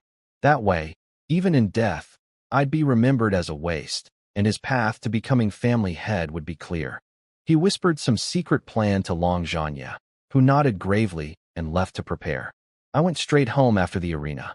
Xiao Xiao greeted me with a warm smile and dinner ready. She'd watched everything from a hidden corner of the arena. Every moment I was pushed to the edge, her heart ached. She'd spent the 3 days I was gone trying to cultivate, but she still couldn't sense spiritual energy at all. She blamed herself for being useless, but she hid it all behind that sweet smile, not wanting me to worry. I wolfed down dinner, made sure Long Zhanwu's spies weren't watching, then told Xiao Xiao to stay home while I went out. At the Fengyuan shop, the assistant Zhao Er greeted me like a fan meeting his idol. He called me his hero for killing the level 5 beast. I told him to pour me a whole pot of spirit liquid tea. This time he actually had it ready. Elder Lu had predicted I'd come. Elder Lu came down and congratulated me. I sighed dramatically and said I tried to keep a low profile, but when you're this handsome, it's impossible to stay under the radar. I got straight to business. I needed 100 sets of true spirit pill herbs and 100 sets of healing pill herbs right now. Tomorrow's arena fights would be brutal, and Long Zhanwu wouldn't hold anything back. I'd burned through all my pills in Firewolf Valley. Elder Lu had everything prepared already. Then he asked about my true spirit pill success rate. I told him 50%. He started choking violently, face turning bright red. He'd spent decades as an alchemist and couldn't even hit 10% on true spirit pills. Masters at higher ranks couldn't hit 50%. I'd been crafting them for days and was already there. He clutched his chest and groaned. My liver hurts. That poor man's liver was going to give out before I ever left this city. I grabbed the herbs and was about to leave when Elder Lu stopped me. He asked point blank if my dragon god bloodline had recovered. Apparently the entire city thought so. How else could a cripple kill a level 5 beast and openly challenge a battle king? He had his own theory. The dragon god bloodline is ranked first among the continent's 10 greatest bloodlines. It enhances everything: cultivation speed, alchemy, talisman crafting, combat comprehension. My rapid improvement had everyone convinced. I laughed inside. Dragon god bloodline. My berserk system is worth 10,000 times more than any bloodline. But I didn't correct him. Let them believe whatever they want. He warned me that all 3 great pillars and the royal family were coming to tomorrow's arena battle. They wanted to confirm whether my bloodline was back. If they decided it was, they'd try to kill me again, just like whoever destroyed my cultivation the first time. I clenched my fists. They want to drain my blood and shatter my Dantian again? Let them try. I thanked Elder Lu and left. Behind the scenes, Fu Yunshan, the Fengyuan Alliance's young mistress, decided she'd attend tomorrow's battle herself. Even the 3 heavenly sect sisters were planning to come. Tian declared that only they were allowed to bully me, and anyone else who tried would answer to her fist. Yi Zian teased her about being lovesick. Lu Luoxi agreed to go too. She told herself it was just to watch, but she'd been thinking about me non-stop since we parted. When I got home, I called for Xiao Xiao. No answer. My heart seized. I shouted louder. Then I heard her voice from the main hall. I burst in and found her sitting there, next to the veiled Sha Yu Guild assassin. Rage flooded through me. I activated lingering wave steps and was in front of them instantly. I told the assassin that if she'd touched Xiao Xiao even once, she wouldn't leave this room alive. Xiao Xiao quickly said she was fine and hadn't been harmed. I checked. No injuries. Then I looked at the assassin and said, "Your target is me. Let her go, and you can have my life." Xiao Xiao screamed. "No? Kill me instead." I told the assassin again. "Touch Xiao Xiao and you die. Your contract is with me, so come at me." The assassin moved like a ghost, her cold sword stopping half a centimeter from my forehead. I didn't flinch. She asked, "You're not afraid of death?" I told her the truth. "I'm terrified. More than anyone. But she is everything to me. Her life matters more than mine." The assassin seemed confused. "She's just a servant girl. A pretty face. Is she really worth dying for?" "Yes," I said without hesitation. Because Xiao Xiao was the first person in this world who was genuinely good to me. She was willing to sacrifice her own body to save me. From that moment, I swore I'd die before letting anyone hurt her. Then I noticed blood dripping from the assassin's sleeve. She was injured, badly. Her sword slipped from her fingers. Her eyes went blurry. She fell forward into my arms and whispered, "Save me." The assassin collapsed into my arms, bleeding badly. I shouted for Xiao Xiao to help. There was a sword wound straight through the woman's chest, deep and dangerous. I didn't have a single healing pill left, so I rushed outside and crafted one on the spot. A few minutes later, I handed an extreme-grade healing pill to Xiao Xiao. When I tried to go inside to check on the patient, Xiao Xiao blocked the door. The wound was on her chest, and apparently a man seeing that would ruin the woman's reputation. I may have peeked through the door crack and caught a glimpse of impressive curves. Xiao Xiao stomped her foot and chased me out. I spent the rest of the night crafting pills. Healing pills were easy now, no challenge at all. True spirit pills were still stuck at 50% success. Something about the recipe felt off, like two of the herbs were clashing, but I couldn't figure out which ones yet. By midnight, my alchemy skill leveled up to yellow grade rank 6. Then Xiao Xiao ran out saying the assassin was awake. I went in, but kept my guard up. Earlier, when she'd held that sword to my face, I'd already activated my diamond shield. I wasn't actually offering my life. I'm not stupid, but I needed her to believe I was. I asked how she got hurt. Her answer surprised me. She wasn't from the Xiaoyu Guild at all. She and her master were fakes, impersonating Xiaoyu assassins because it commands higher prices. This was their first job pretending to be the real thing, and they took it because Long Zhanwu offered 50 million silver. Originally, the contract was to kill Long Zhanhai, but the plan changed. Now all 50 million was on my head. Long Zhanwu wanted me dead on the arena stage. The reason she was wounded? She tried to quit the mission. Her master attacked her on Long Zhanwu's orders. She barely escaped and came to me as a last resort because she'd secretly watched me kill the golden ape. She knew I was powerful enough to protect her. She begged me to take her in. She'd do anything, kill, steal, whatever it took, just to stay alive long enough to get revenge on her master. I asked why I should trust someone who'd betray their own master. She looked me dead in the eye and said, "Until I get my revenge, I will serve you faithfully. I need to survive first. Dead people can't take revenge. No lies. No sugarcoating." I actually respected that. Xiao Xiao was already on her side, of course. She told me the woman's entire family had been murdered and she'd been abused her whole life. I told Xiao Xiao she was too trusting. I told the assassin I'd decide after tomorrow's arena battle.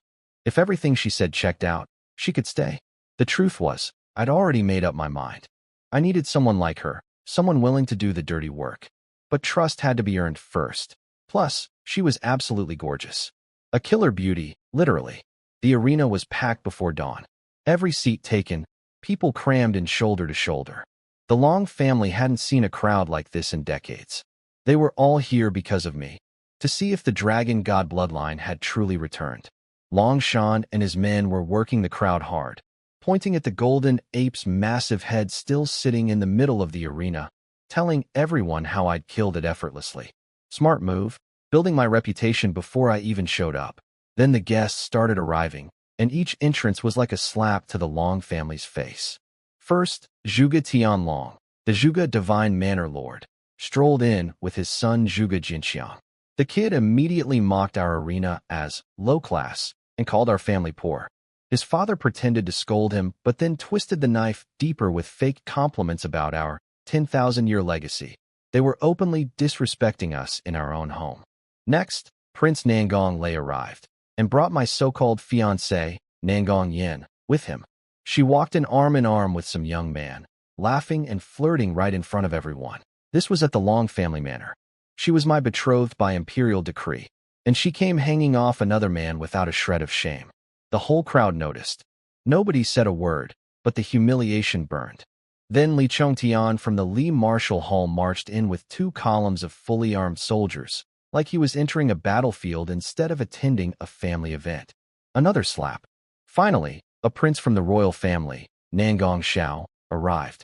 He immediately complained about our tea being low-grade and suggested renaming our family, the dog family. Long Zhanya stood there swallowing his rage because he couldn't afford to make enemies right now. Every single visitor treated us like dirt.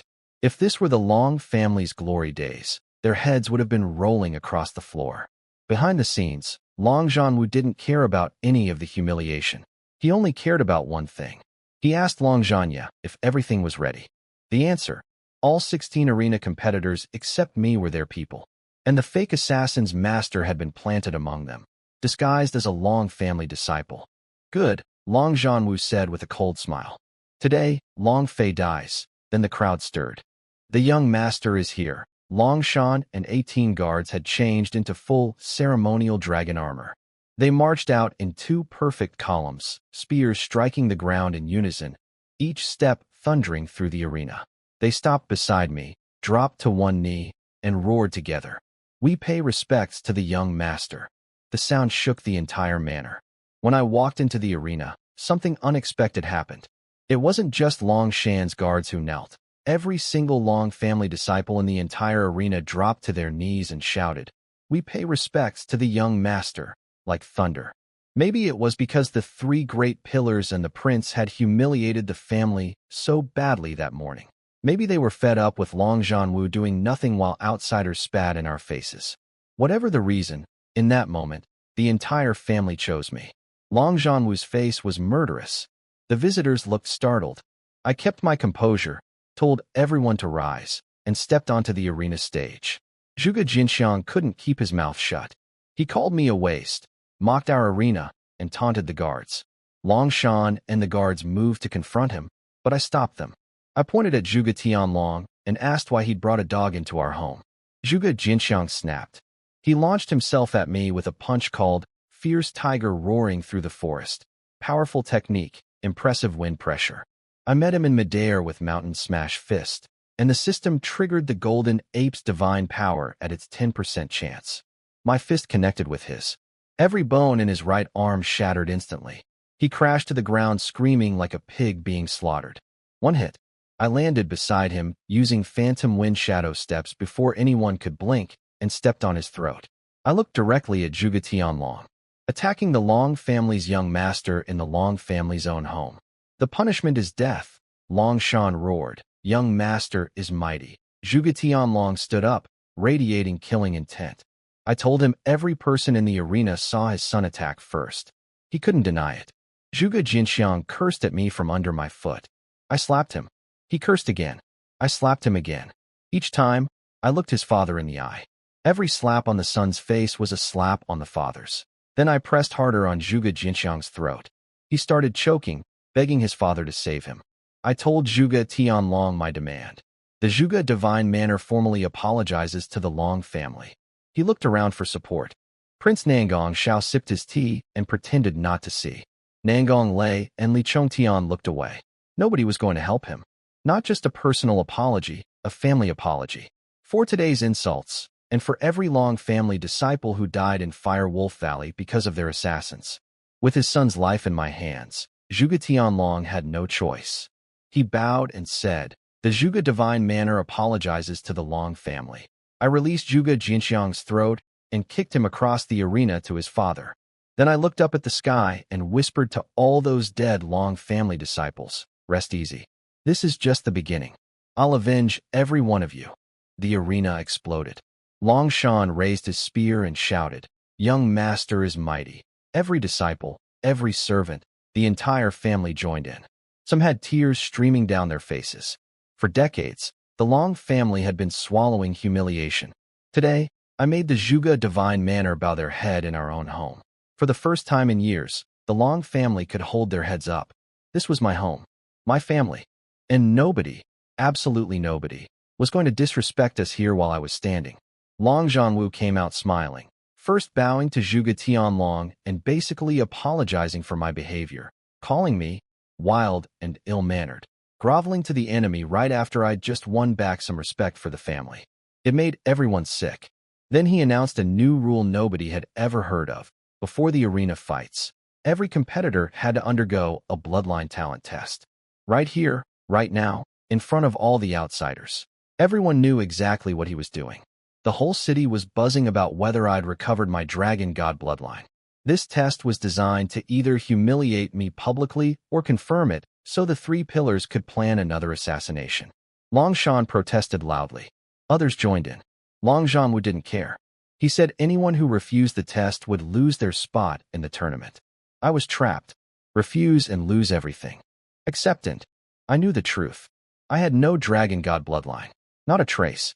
My power came from the Berserk system, not from any bloodline. The test would show 0, and every person in this arena would see me exposed as exactly what they'd always called me, a waste.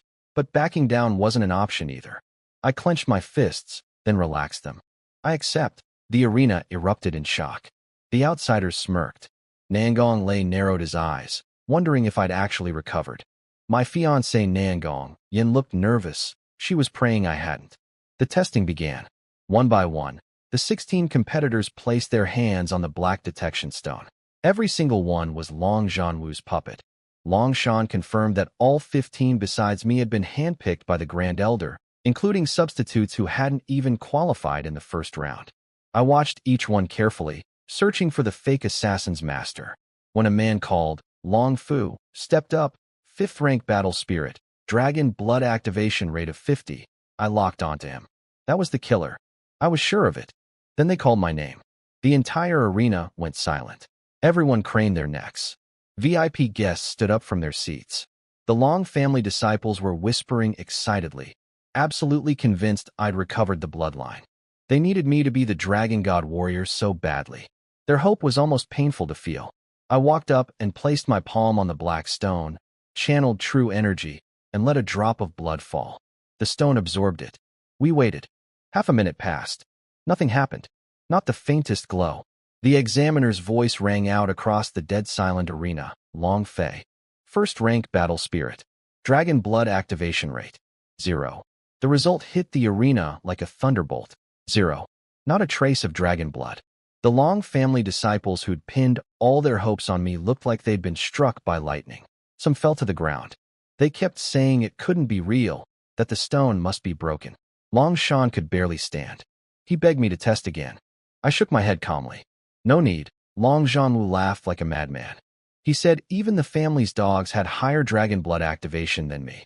His followers piled on, calling me a bastard child, saying I was probably picked up from the streets. They let out every bit of resentment they'd been holding back. My so-called fiancée Nangong, Yin, looked at me with pure contempt and told her father there was nothing worth watching anymore. She was already planning how to cancel our engagement. She'd never looked at me with anything but disgust, and now it was written all over her face. The prince, the Li family head, Zhuge Tianlong, they all relaxed and started laughing. False alarm. The genius was still a waste after all. Even Fu Yunshan and Elder Lu in the crowd couldn't understand it. If I had no dragon blood, how was I crafting extreme-grade pills and talismans? Long Zhanwu leaned in close and whispered that I had no right to fight him anymore. No dragon blood means no dragon god warrior, no control of the family army, no future. He told me to leave the Long family now while I still could, because once the arena fight started, I'd die on the stage. I looked at him and asked one question. Are you afraid? He laughed and said why would he fear someone with 0 activation? Here's what none of them understood. Dragon god blood, the supreme bloodline? To me, it was nothing. A joke. Compared to my berserk system, dragon blood isn't even worth mentioning.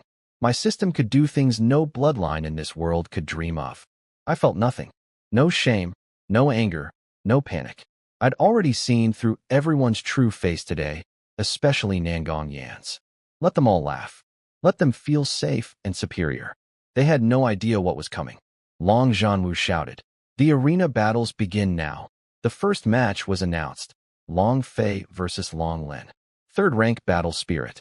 Long Lin jumped onto the stage and sneered down at me. Come up here and die. Long Shan gripped my arm and warned me to be careful. I smiled. Time to show them what 0 dragon blood can do.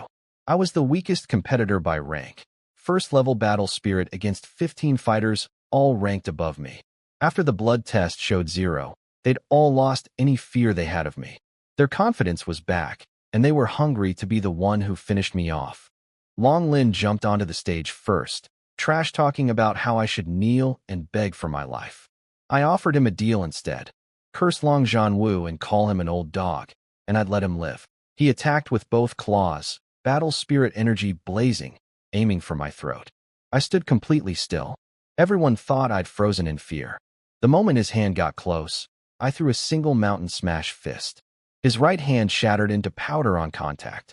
Before he could even stumble backward, I activated lingering wave steps, appeared behind him, leaped into the air exactly like the golden ape used to, raised both fists overhead, and brought them crashing down on top of his skull. His head split open. Every bone in his body cracked. He was dead before he hit the ground.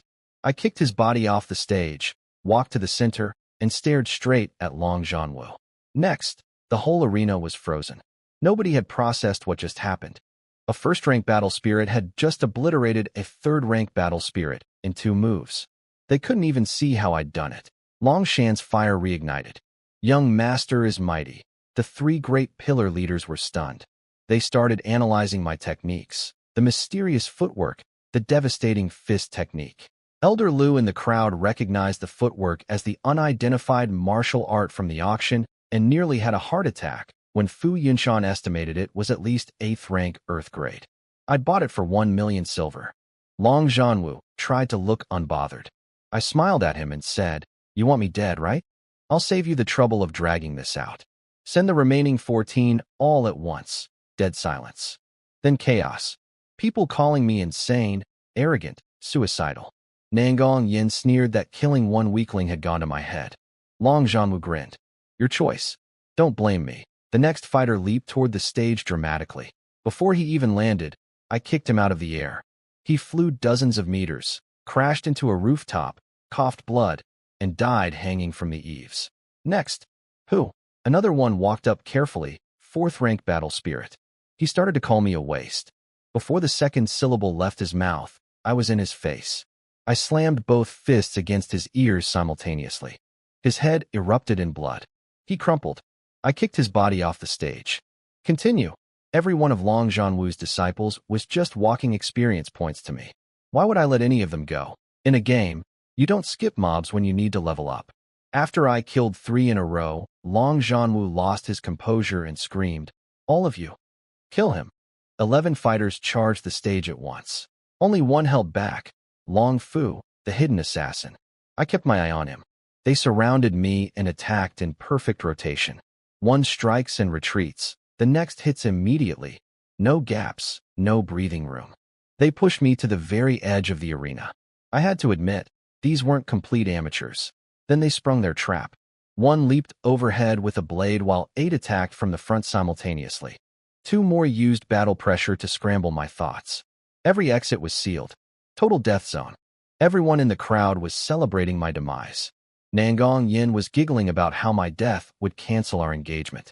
The prince called me a fool. Long Zhanwu was laughing that he wouldn't even need his assassin anymore. I smiled. Attack is the best defense. I threw an extreme grade tiger talisman at the one above me. A wind element tiger materialized and ripped his throat out midair. At the same instant, I pulled out a curved rib bone from the golden ape, shaped like a blade, an unleashed dragon-slaying blade technique. I released the stacked blade energy immediately in a crescent wave infused with the ape's divine power. One slash broke all 8 attacks and sent every one of them flying. Then I activated lingering wave steps and became a blur. 1 slash, 1 kill. Skin split, dead. Tendon sever, dead. Bone crack, dead. 8 kills in 8 seconds. Each strike cut a body clean apart. The arena went completely silent. People were rubbing their eyes. What just happened? It had to be a hallucination. Nangong Yan's face went through every shade of red and white. The 3 pillar leaders were stunned speechless. Long Zhanwu looked like he'd seen a ghost. For the first time in his life, real fear flickered behind his eyes. The last 2 fighters dropped to their knees instantly, shaking and begging. They started cursing Long Zhanwu, calling him an old dog, saying anything they thought I wanted to hear. I didn't care. These 2 had been using battle pressure to crush my mind during the fight.